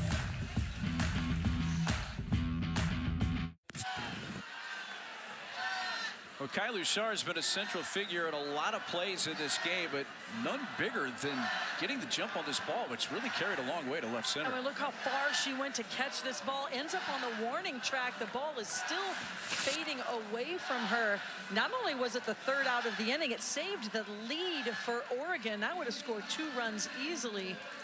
She gets an opportunity as the leadoff batter to make something happen for her team. 2 for 2. Single in the first, RBI triple her last time up. And of course, the central figure in the challenge from Dot Richardson in the first, when Kai was at third on a squeeze bunt before the ball left the hand of Escobar. She briefly took her foot off the base but put it back on. And here's a tough play going out at shortstop. Byram able to make the play. You know, Byram, all in all, no Watley tonight at shortstop. And yes, there was the one error. It led to an unearned run. Maybe a play where she could have moved her feet instead of tried to backhand a ball. But all in all, good sign for Liberty. She has handled a lot of balls and had good range. That catch she made over by the netting. And I think Liberty's done a good job of putting her in a position to be successful as well. They've just taken her off the steals at second base, allowing her to focus on fielding the ball. Her sister Kedri Luchar. By the way, back to that challenge play from the first inning. It's become a play that a lot of people who have been around softball for a long time have really never come across. And I think there's 2 of them in this booth right here at least. To lift your foot off the bag. And that's back to the circle. Escobar throws out the other Luchar. But the foot was reestablished before the ball left the hand. So here's the play. This is the first inning. It's a squeeze play.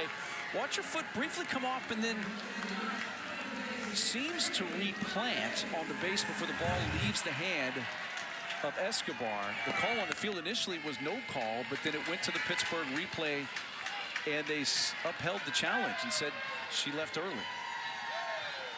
And you know, when you really do a deep dive into the rule book and in looking, there's really no rule that says you can reestablish your foot. So, you know, her foot did technically come off the base briefly.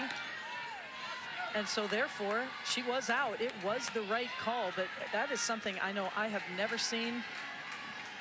And watch her foot come off. So, you know, she is technically off the base, even though she reestablishes. We don't have anything in the rule book about reestablishing. That's hit well towards center field. Side retired. Was it the right call? I'm not so sure, but it's the call that was made, and it's the call that matters in this game. It stays 2-1 Oregon at the end of 5. The NCAA Softball Super Regionals are presented by Capital One. What's in your wallet? Well, the official capacity is 2,500, and it is a sellout, 25-17. So 17 lucky folks got in somehow. And they have seen a very interesting beginning to this Eugene Super Regional tonight. The home team, the Ducks, have a 2-1 lead. So we go to the top of inning number 6. Paige Dorr, the Eugene hometown kid, leads off for Liberty. He's lined out to center and doubled in the lone Liberty run back in the 4th.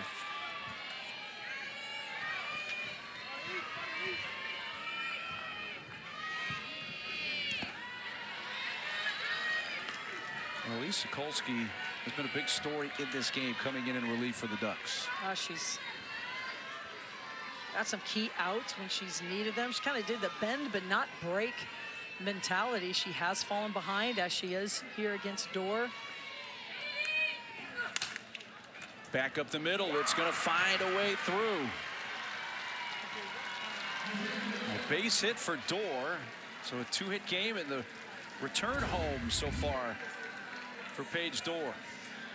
And Liberty's done such a nice job of hitting the ball back up the middle. This one, Dorr rolls over, beats it into the ground, but it has enough pace on it where it finds the gap. And Liberty continues to put pressure on this Oregon defense. A lot of leadoff batters on in this inning. Excuse me, in this game. Rachel Crane, who's walked twice, makes a first pitch strike. It is the third time that Liberty has put the leadoff batter on base. And they have stranded 7 tonight. Ducks have stranded 4. There's a bunt laid down. It's going to advance the runner. Flannery makes the play to throw over to Jones. Still no official at bat for Crane, who has 2 walks and now a sac bunt that sends the potential tying run Dorr to second. Well, no surprise there that Coach Richardson goes to the sacrifice bunt, especially here in the bottom of the order. And as they've really struggled with runners in scoring position tonight, over 8 with runners in scoring position. Here they find themselves with another opportunity. Continue to put pressure on this Oregon defense.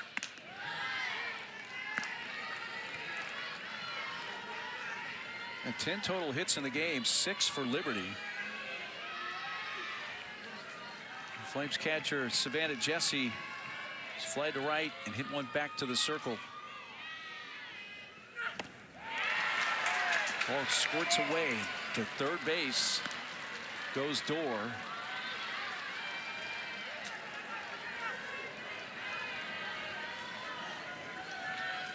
That's a big extra 60 feet right there with 1 out for the Flames. It's just Oregon's been given so many free bases to Liberty.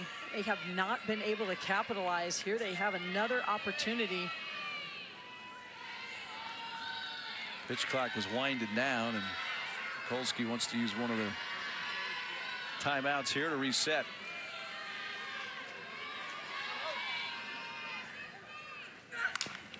Slow roller out to shorts.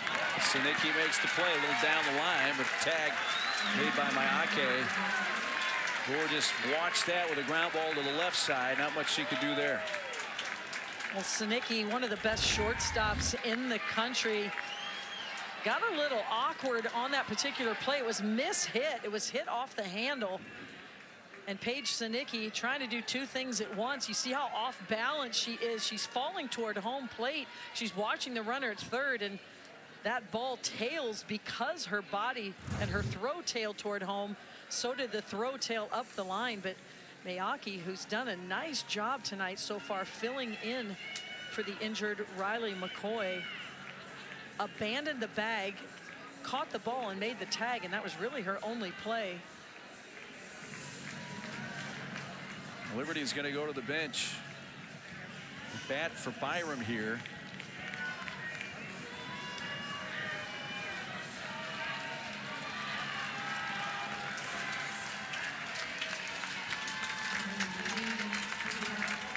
So Alexia Carrasquillo off the bench.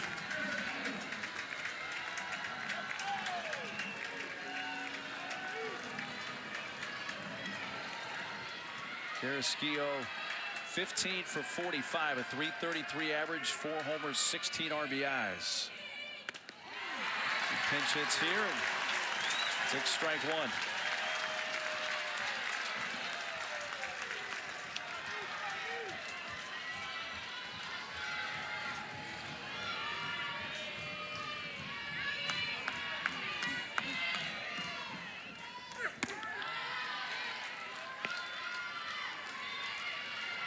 Only been in a pinch hitting opportunity 9 times this season. Does have 2 hits.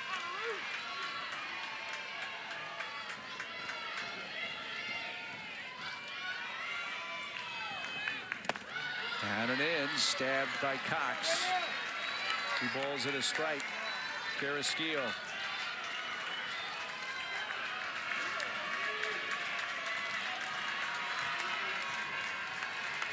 Tying run at third with 2 outs for the Flames. And Sokolsky paints the outside edge to level it at 2-2. And the fans at the Jane coming to their feet. A big spot.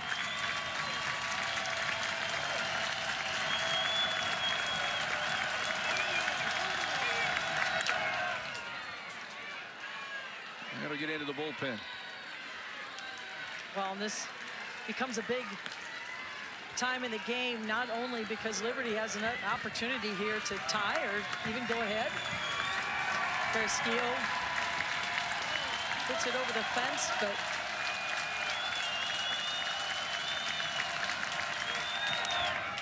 hold foul.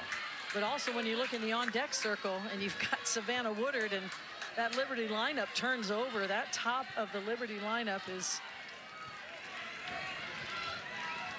just so difficult to defend.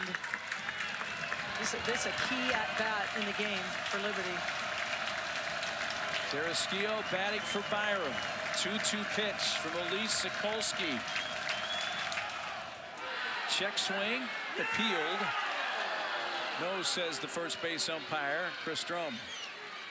I'll tell you what, Emma Cox has had a few mistakes tonight behind home plate, but she has been working very hard. She has also saved a few runs, those balls in the dirt here. 8th pitch of the at-bat, put in play fair, and Carrasquillo off the bench ties the game. Thor scores the tying run, and it's 2-2 in the 6th in Eugene. What an at-bat for the freshman coming off the bench. This pitch low and inside. She's able to get her barrel down to that location and flares it into the outfield. But it was the pitches before the base hit that were really key to that at-bat. Fouled the field off, kept battling. What a mentality from the pinch hitter to come off the bench and tie this game. Byram re-enters. And Missy Lombardi coming out of the dugout for the Ducks. Now the top of the order. Lineup turns over for a 4th time tonight for the Flames. Bullpen's been busy, and Coach Lombardi's going to make a pitching change.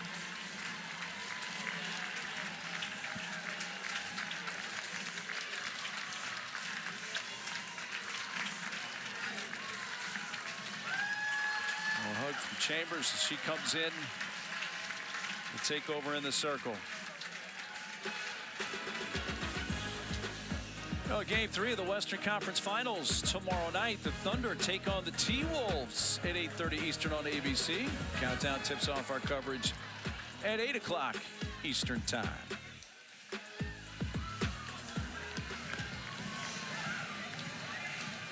Third different pitcher of the game checks in for the Ducks.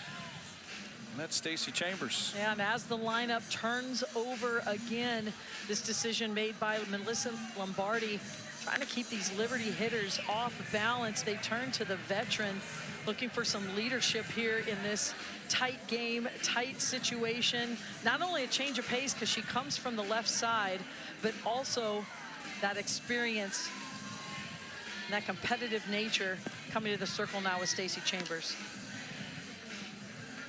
She pitched a couple times against Stanford. Played a big role in the decisive game as well. And what more can we expect from Chambers? Now she's going to throw in the upper 60s, has good velocity, works a rise curve, change up, and if those pitches are spinning up through the zone, she creates a lot of fly ball outs. A decisive game last Sunday against Stanford. She went 4 1/3 innings, did not allow a run, 2 hits in a game that the Ducks came back and won 10-7. So she takes over for Sokolsky, but Elise Sokolsky played a huge role in this game. And kind of stabilizing things on a rare night where the starter Grind was having some command issues. Yeah, Grind could not get out of the third inning. So Elise Sokolsky, you see, she pitched 3 2/3 inning, 68 pitches. Really has done the bulk of the work so far in this game for Oregon. So Chambers in the circle, top of the order up for the Flames. It's 2-2 in the 6th, and ball 1 with Savannah Woodard.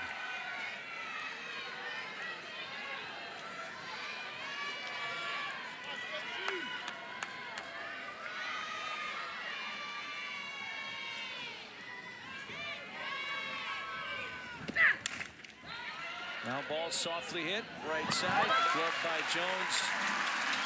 Throws out Woodard to retire the side. But the Flames get the tying run on a Carrasquillo pinch hit, and it's 2-2. So, with all the Super Regionals underway, take a look at the bracket. Texas Tech, the first team to punch their ticket to Oklahoma City for the first time in school history. South Carolina got a win today. So did Ole Miss, which was significant for a couple different reasons. They get up in their series. We are tied here in Eugene. Ole Miss and South Carolina, first ever super wins. That's what made those significant. And how about Jordy Ball? What a matchup. They take game 1 against Tennessee. I mean, what a day today, and you have a lot of newcomers and first-timers and first-evers, and I absolutely love that. So good to see all the parity across the country. It's an exciting time of year. Sadicki leads off, lays down a bunt, throw to first in time, and the catcher, Savannah Jesse, pounces on it and makes the play. One pitch, one out here in the bottom of the 6th. I love this idea from Sadicki, trying to gain some momentum back to Oregon, as right now Liberty has it.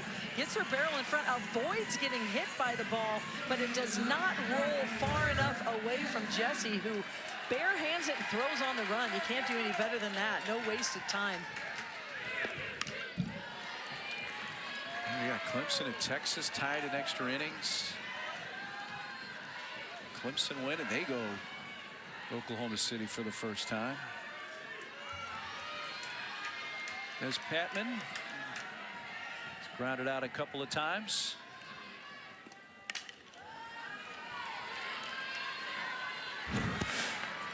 Has had the big hit. The game tied at 7 here on Sunday. We asked her about it yesterday, and she said, you know what? I felt no pressure. It was tied. There was not 2 outs. If I didn't do it, my teammates would pick me up. Well, you know what? Des was the one who picked up the team. And the best part about that was she looked down, and Coach Martin and Coach Lombardi are like, just a base hit, trying to remind her, like, stay in herself and stay calm. And, well, you know. Well, she did get a base hit. She did a little more than, yeah, extra base hit. Walk-off 3-run homer. Bounces this right to the second baseman. Woodard throws her out. And 2 down here in the bottom of the 6th. And how about Escobar? I mean, she just keeps grinding, keeps pounding the strike zone. Her velocity is down from where it was earlier in the season. Usually it's in the upper 60s. It's more in the mid 60s to even low 60s because of that injury you mentioned earlier, Mark, and just because of the sheer amount of pitches she's had to make this season, especially here in the month of May. But even with her velocity down, she's able to spin the ball enough, get enough movement through the zone to create outs. Yeah, I don't want to say we've overlooked her, but she's just been Elena. She's been herself tonight, which is that stoic demeanor in the circle and just pitch after pitch, bringing everything she's got. That's an appeal down to third, no swing, and it's a 3-0 count on Emma Cox.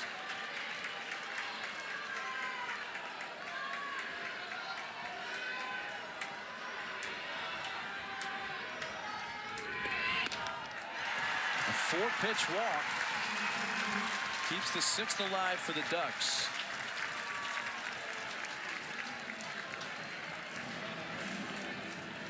Escobar had set down 4 in a row, but I should say retired 7 in a row, but issues her 4th walk of the game.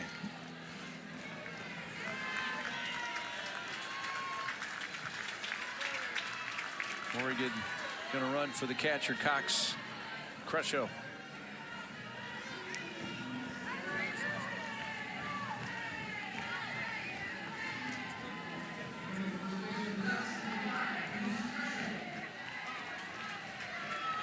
Potential go-ahead run on base. Kalen Jones.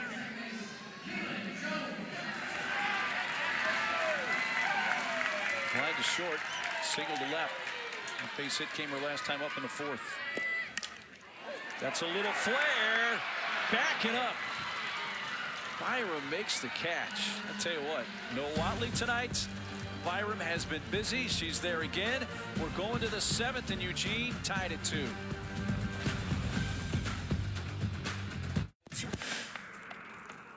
You know, I was just trying to get my pitch, trust my work. Like, I've worked too hard to have so much pressure in these moments. Like, I was just like letting loose and doing what I do best and just hitting dingers. Well, we chatted with Rachel Roop yesterday. You could tell this was a woman who's comfortable in her own skin. You have to be able to say, I do what I do, just hitting dingers. I loved it. And it is what she does. She just is speaking the truth. 2, 3, and 4 hitters, top of the 7th, tied at 2. Here is the aforementioned Rachel Roop. He's doubled. Walked. Rolled into a double play.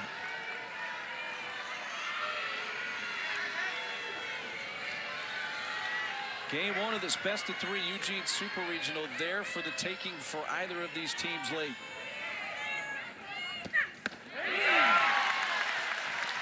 Stacey Chambers beginning an inning for the first time tonight.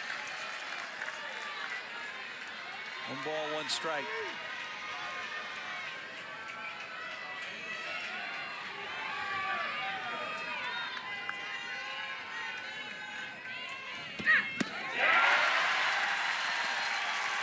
Challenged her there.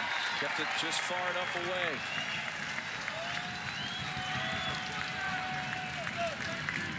Well, and you think that pitch is down in the zone, and you got the swing and miss, but we've seen Rachel Roop hit balls at her toes over the fence.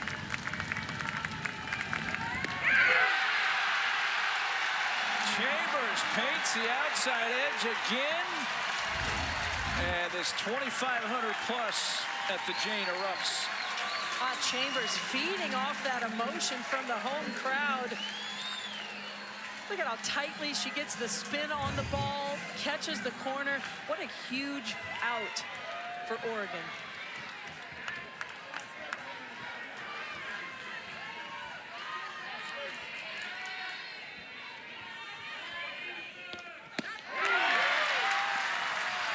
I think she's found her spot.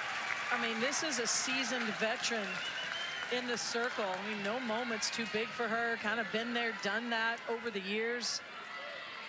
Really elevating right now in this big moment.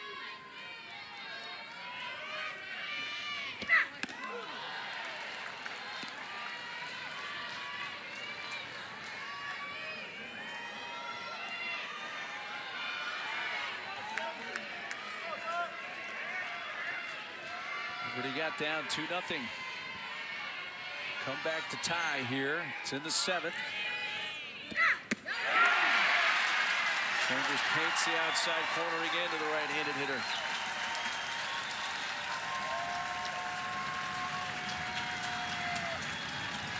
Grad transfer from Cal State Fullerton in her first year in this program. In a huge spot.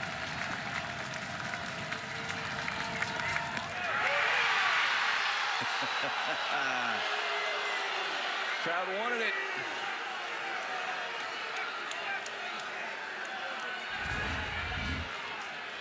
Well, she's been living on the outside corner to the right-handed hitters. Nice frame by Cox. Just outside. Slow roller out to second base. Up with it. The throws there by Jones. 2 gone in the Liberty. Top of the 7th. A little bit of a defensive swing there, and that's what happens when the right-handed batters are seeing that same location, same area. When they're looking for it, it's got such good movement on it. That ball not hit with a lot of pace, and you can't say enough about just the tempo and the tone Stacey Chambers has set here for Oregon in the top of the 7th.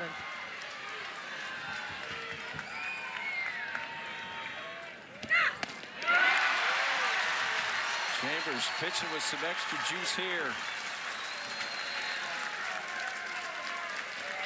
The DP hit all 0 for 2 with a walk in the first inning.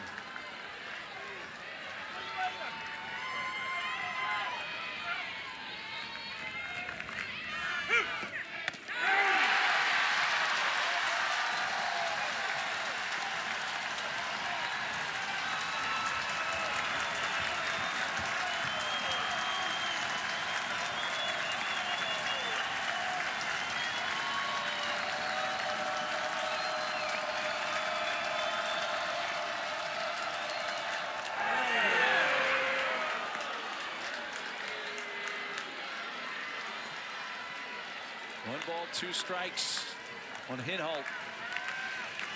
He's had a lot of success working the outer half of the plate, both righties and lefties. Look for her to throw that curveball in the outer half.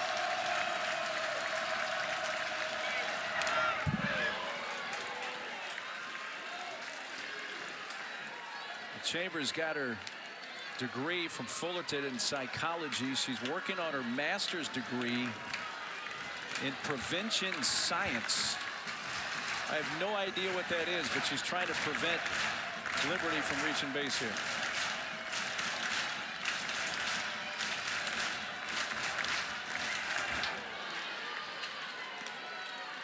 Well, that's a setup pitch right there. We've seen her work down in the zone almost every pitch, little change of speeds. She says, I'm going to show you I can go upstairs too. So now that just gives Hinholt something else to think about. And I think we're going to see that bread and butter pitch on the outer half again, that curveball.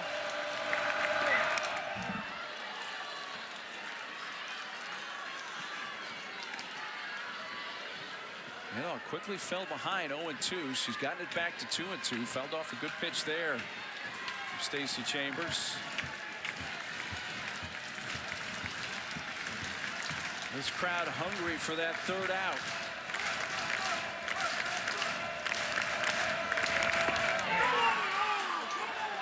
Went to the off-speed pitch. The change was definitely low, and Hinholt laid off on it and has gotten it to a 3-2 count. Yeah, credit Hinholt here. Has battled all the way back, looking for a better pitch to hit here. 8th pitch of the at-bat coming right here. That's to left field. Kai Luchar waits on it. Down in order in the 7th. Go the Flames. 8, 9, and 1 scheduled for the Ducks, who can win it with a run in the bottom half.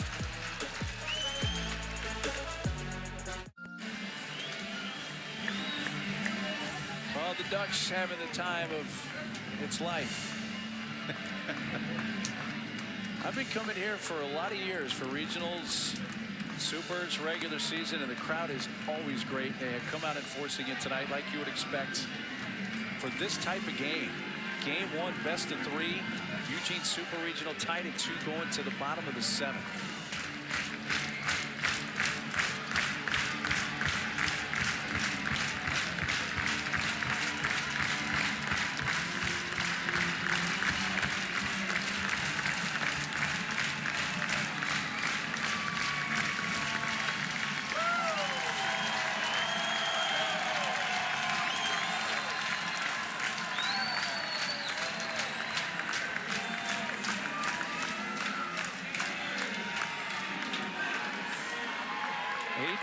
Batters. First pitch swing and hot shot, one hopper, the throw. Byram makes the play. A lot of heat on Byram tonight with avoided shortstop with Watley, and I tell you what, she's answered the bell. That was a huge play right there. And every play she makes, that confidence grows, that comfortability grows. Locked in. She's been a difference maker tonight for Liberty. Shaw bunting here, bunts it foul. And that's a high leverage play for Byram. If you don't make it, the place goes absolutely berserk, and now the potential winning runs on base. You know, Escobar threw 60 pitches through the first 3 innings. She did throw 21 in the first, but the last 3 innings, she has been very economical. An 8-pitch fourth, an 8-pitch fifth, a 10-pitch 6th inning. It has saved some bullets for her. She's going to throw her 90th pitch of the game here. And a play at second base, a little slip by Woodard, but keeps her feet and throws out Shaw. You think about this Oregon offense, one of the best in the country. They come in 4th in the country in scoring. And if you're 4th in the country in scoring, it means you can hit throughout the lineup. And you look up, and Oregon only has 4 hits in this game. Just an outstanding job so far from Escobar and the defense playing well behind her.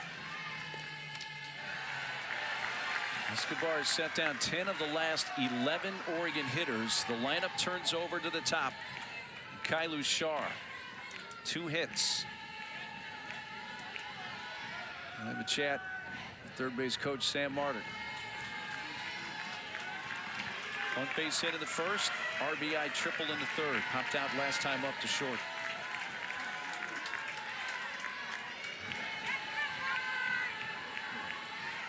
Luchar so good at using the ground, and Liberty knows that, playing in tight. Look for Luchar to really bounce the ball off the dirt. Something where she can use her speed. I mean, the last time up, she hit the ball in the air, and those are the worst 3 words for any slap hitter. I got it. It means you hit it in the air, and that's not what she wants to do. She wants to use the ground, whether it's a bunt, slap. Saw a power slap for the triple earlier. That's usually not the extra base hits, but she really needs to use the ground. Well, the stolen base leader in the nation just reached their 3rd hit of the game, representing the potential winning run at first. Luchar with just great barrel control. This pitch is up in the zone, and she stays strong with her barrel. Gets it on plane early and is able to flare it out into left field.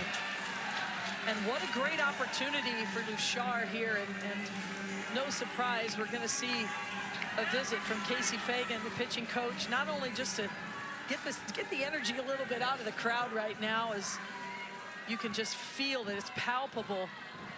And, you know, something we don't see as much anymore in our game is a pitch out. And in this situation, I would love to see a pitch out the first 2 pitches. And again, you set yourself up, all right, now you're 2-0 against one of the best hitters.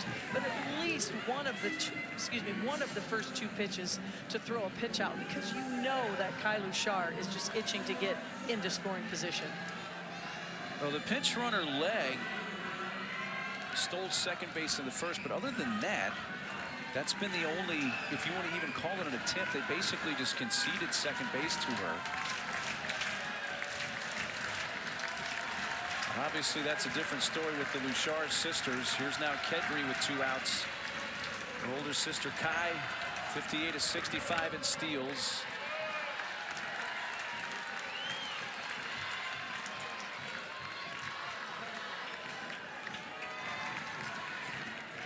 Kedry's 0 for 2 tonight with a walk in the first inning. There she goes. Throw to second, head first.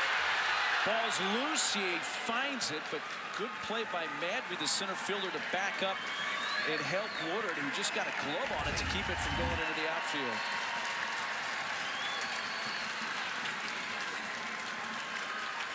Well, guess who's back out of the dugout here? Dot Richardson. She's going to challenge this to see if she left early. Well, she's got one left in her pocket. She does. Right? She's got one left in her pocket. Why not? And the one she used earlier on Kailu Shar, we thought was a fool's errand, but it turned out to be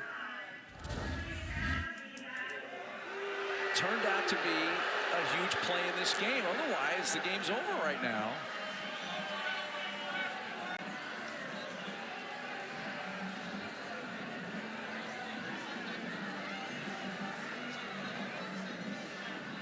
I think wow. they're looking Are we at gonna that have same thing. Deja vu all over again with her foot lifting up and then replanting on the base? Is this going to happen a second time, Carol, right here? Well, you know, credit to Liberty for doing a little bit of film study here on Kailu Shar and just her footwork. I mean, who knows? She might have been doing it all season long. We haven't had a chance to really take a look at that. But this time, to me, I'm trying to see if her entire foot actually comes off the base. When she was at third, it was very evident.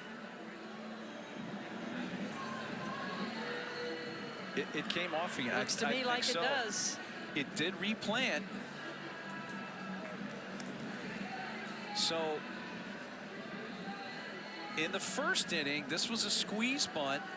You'll see the foot come up and replant before Escobar throws the ball. But the way the Pittsburgh Review Center, they went, to the best of our knowledge, Carol, strictly by the book, which the book does not specify whether or whether not replanting before the pitch is delivered is legal or not. Yeah, there's no way to reestablish, even though you lifted your foot up and you reestablish, that's not in there. And we clearly see that again. And in this situation, it would be inning over. Yes, and headed to extra innings. Headed to extras. Well, with the outcome of the first being what it is, you would think we're going to have the same outcome here, but I'm a little gun shy after going so hard on one side that the first inning it turned out to go the other. It's a very unique situation. It's a very unique situation. You don't see that often, where there's that little bit of a lift and then a push off.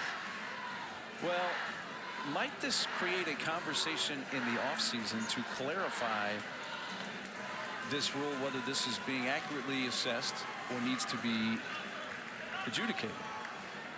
Let's find out. Here we go. At the first review, the ruling on the field is not changed. Dot Richardson has now twice successfully used a challenge. That is going to be our first question for Dot tomorrow. Is this something that you found on tape that you could exploit? Because she has twice in two huge spots tonight. Remarkable. Hey, we're headed to extras in Eugene. Hi.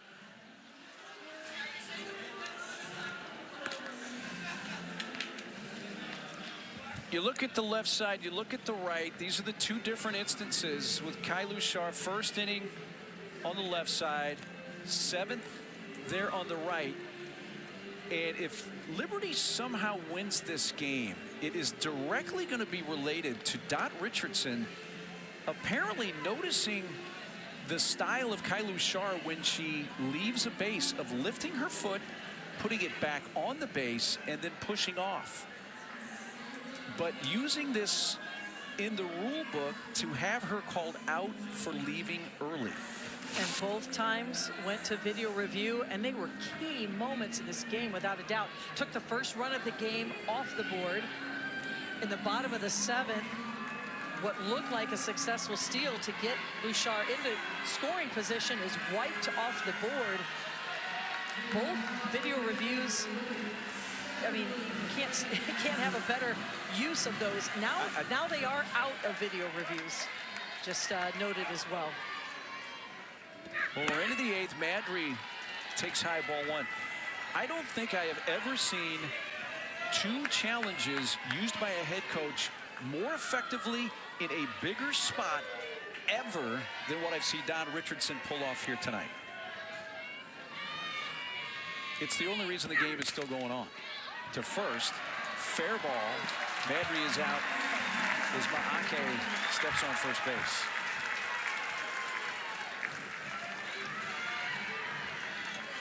any little edge you can have when you get to this moment. I mean, you can't play average softball first and foremost. You have to elevate your level of play, but the little things that you notice, and then the timing of when to be able to use those. I mean, you're absolutely right, Mark. Just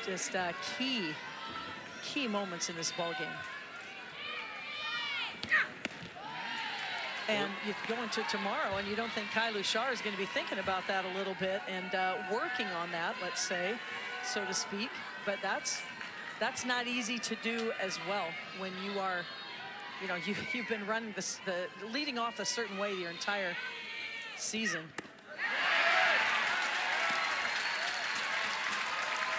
So it goes around, 1 ball, 1 strike.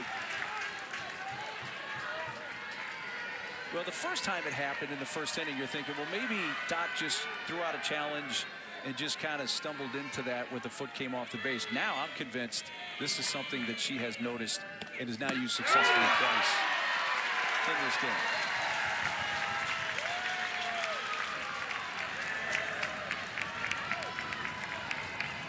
One-two count on Dorr.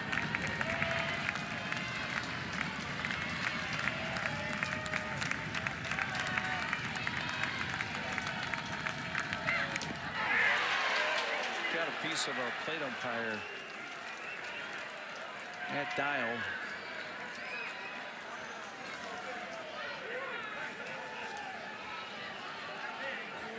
And Cox giving the plate umpire a little time by going out to the mound. I'm sure Emma learned that from a very early age. Her dad, Darren Cox, is a pro catcher and spent some time in the big leagues with the Expos.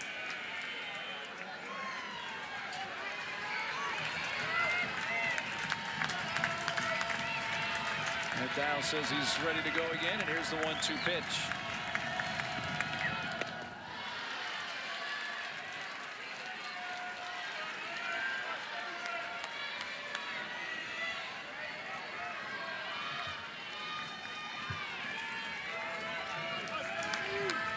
Game in the 8th.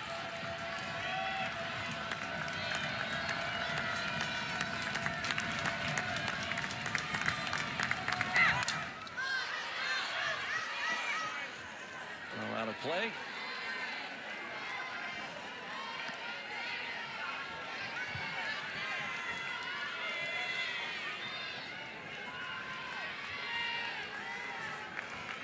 Texas has scored in the 10th. Clemson batting. Texas leading 7-5, and that is now final. There'll be a game 3 in Austin tomorrow. I mean, these games across the country. We have one here tonight in extra innings, but just so much parity and so much at stake for these teams. Every pitch matters, every at-bat matters. And we can feel it here tonight at the Jane as well.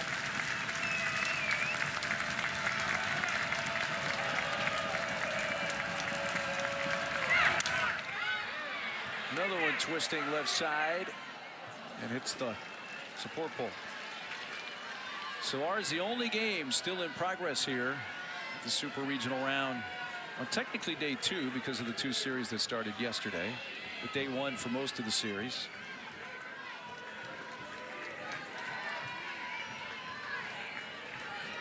Paige Dorr, who's from nearby, but maybe 10-minute drive up the road, Coburg, Oregon. There's a couple of hits tonight, 2 for 3, battling again here. Ninth pitch of the at-bat.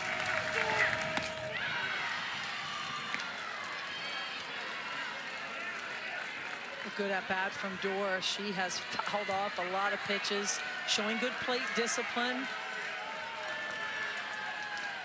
and worked herself into a full count.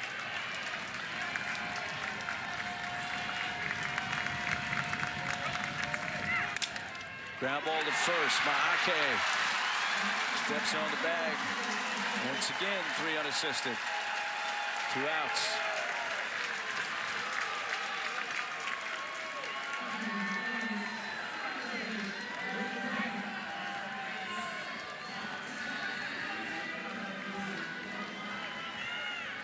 Bases are empty for the third baseman of the Flames, Rachel Crane.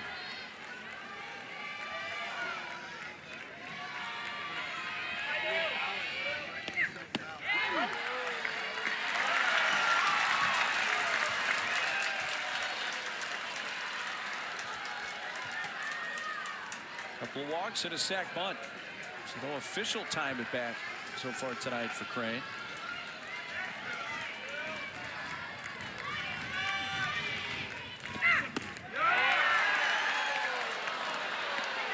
One ball, one strike. Stacey Chambers, the lefty in the circle now for the Ducks, has come in and retired all 6 batters she's faced to this point.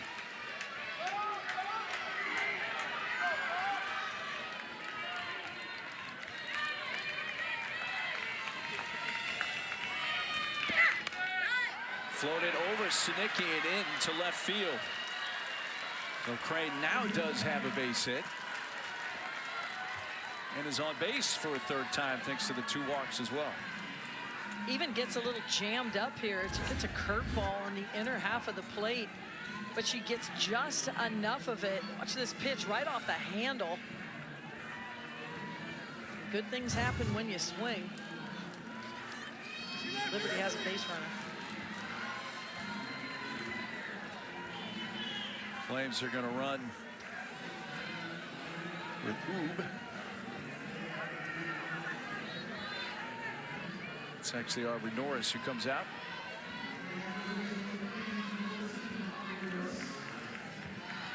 And Norris runs for Crane, representing the go-ahead run with 2 outs.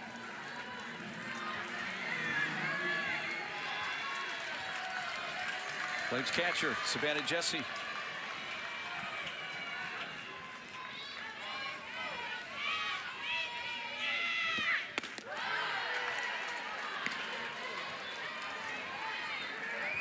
Liberty's left 8 runners on base tonight, Carol. They have been very close to having that so-called big inning, multi-run inning.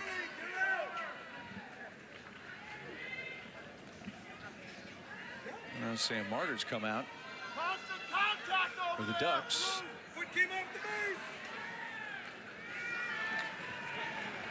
Talking with Matt Dial. They're looking at the lineup card here.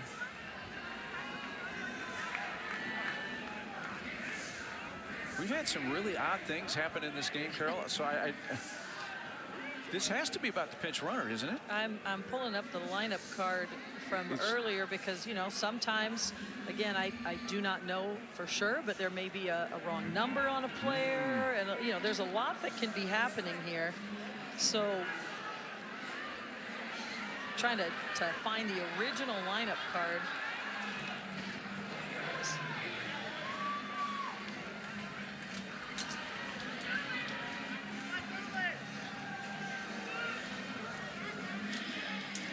I can't think of anything else this could be. And it requires having the actual lineup card that Don Richardson turned in here.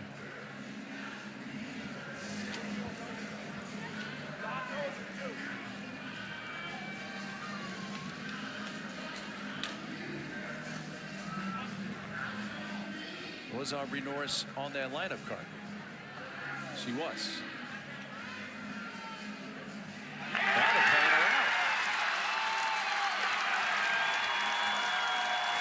You know, someday when they want to test people who have been around the game of softball for decades on how much knowledge they really have of all the rules, they're going to show this game right here, because we've had some odd things, and we're going to the bottom of the 8th, still 2-2.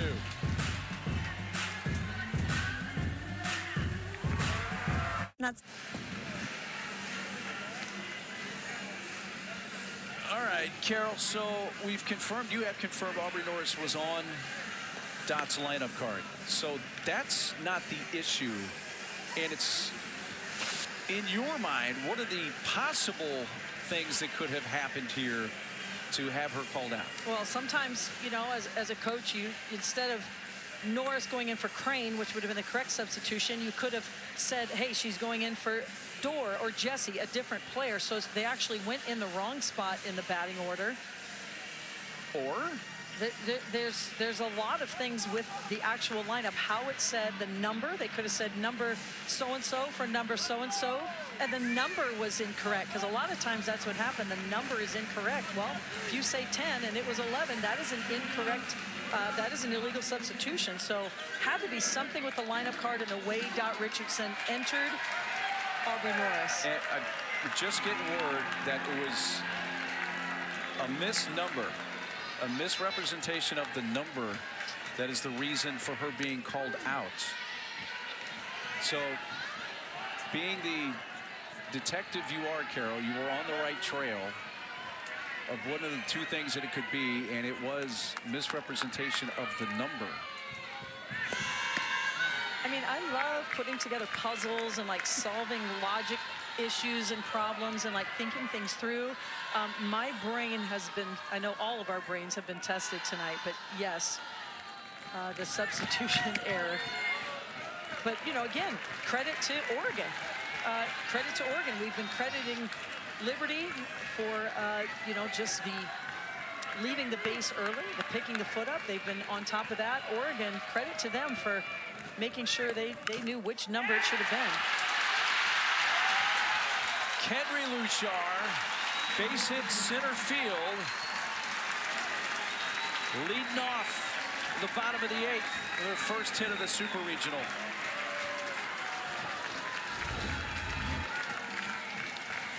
Well, this is the 4th at-bat for Luchar off Escobar. She keeps her barrel up higher this time. She still beats it into the ground, but she does get on top of it. The ball has enough on it right up the middle. Ake did not go around on the appeal. Well, Kendry Luchar doesn't have the number of steals her sister Kai does. Kendry has 27, but she's not been caught stealing this year.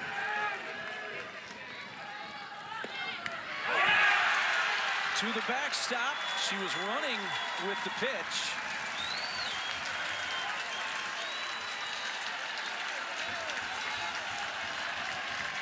And there's the potential winning run in scoring position for the Ducks. Luchar definitely taking off with the pitch. Oregon staying very aggressive in extra innings. The ball does get to the backstop. But Oregon once again finds themselves the winning run, this time in scoring position. Well, you mentioned it earlier after the end of the last inning for Oregon that Dot doesn't have any more challenges. So even if she wanted to challenge right there, she cannot. Well, and it was not Kai Luchar, you know. Yes. Kendry Luchar. It was a Luchar, but it wasn't Kai. Little different style, you know, but. And I'm just saying, just rolling the dice in a key situation here. For sure, for sure. I mean, whoever comes out on top of this game, it has been a lesson in perseverance, strategy, all the things.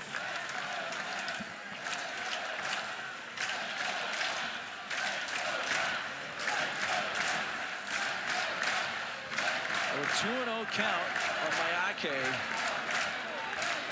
Potential winning run at second here in the 8th for Oregon. High fly. Deep center. Madry back and makes the catch. Well deep enough for the speed of Kendry Luchar to take the 60 feet to third. A productive out for Mayake. And the potential winning run is 60 feet away for the Ducks. Boy, Mayake just got underneath that ball, or it would have been back-to-back games with the walk-off. Still have the opportunity to do so, but a productive at-bat for the freshman as the winning run is now 60 feet away. Paige Sinicki, the hitter for the Ducks.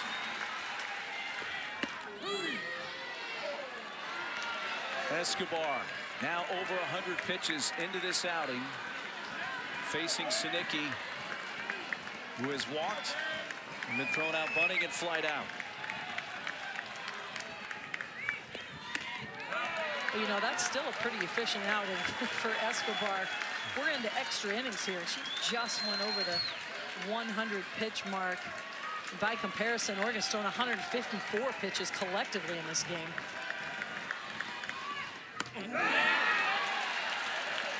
Escobar misses high. 2 balls and a strike.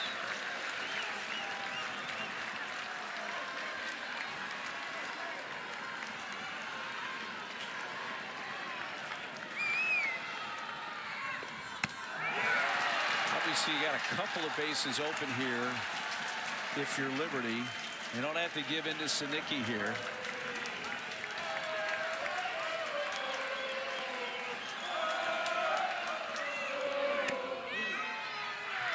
That's ball 4. And the hero from the last game played by the Ducks on this field going to have a chance to win this game. Des Patman, who had a 3-run homer to walk off Stanford and send the Ducks to the Super Regional up here. Well, that pitch did not miss by much. You saw a little bit of emotion, frustration from Escobar, who typically is very poised, very calm in the circle. Big moment for Patman. They allow Sinicki to take second base. That's the run that means everything right there. Kedry Lushar at third.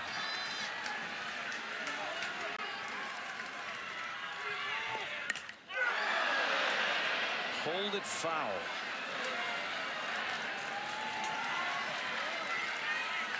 Well, there is a base open right now, so something to consider. And for catcher Cox on deck. For the second consecutive game, Des Patman provides the game-winning hit, and the Ducks take game 1.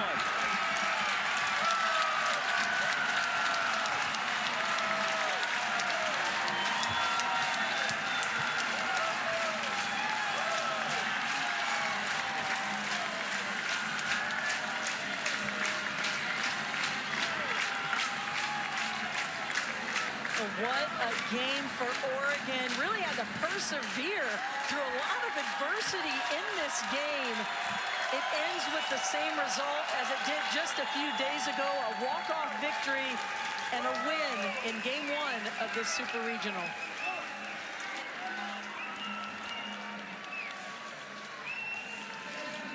Wow, what a game 1.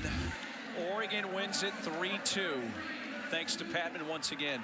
This time it's not the home run, but it's taking and hitting the pitch where it's pitched. It's low and outside, and Pittman doesn't try to do too much with it. Takes it right back up the middle, showing you that she is a spray hitter, can hit to all fields.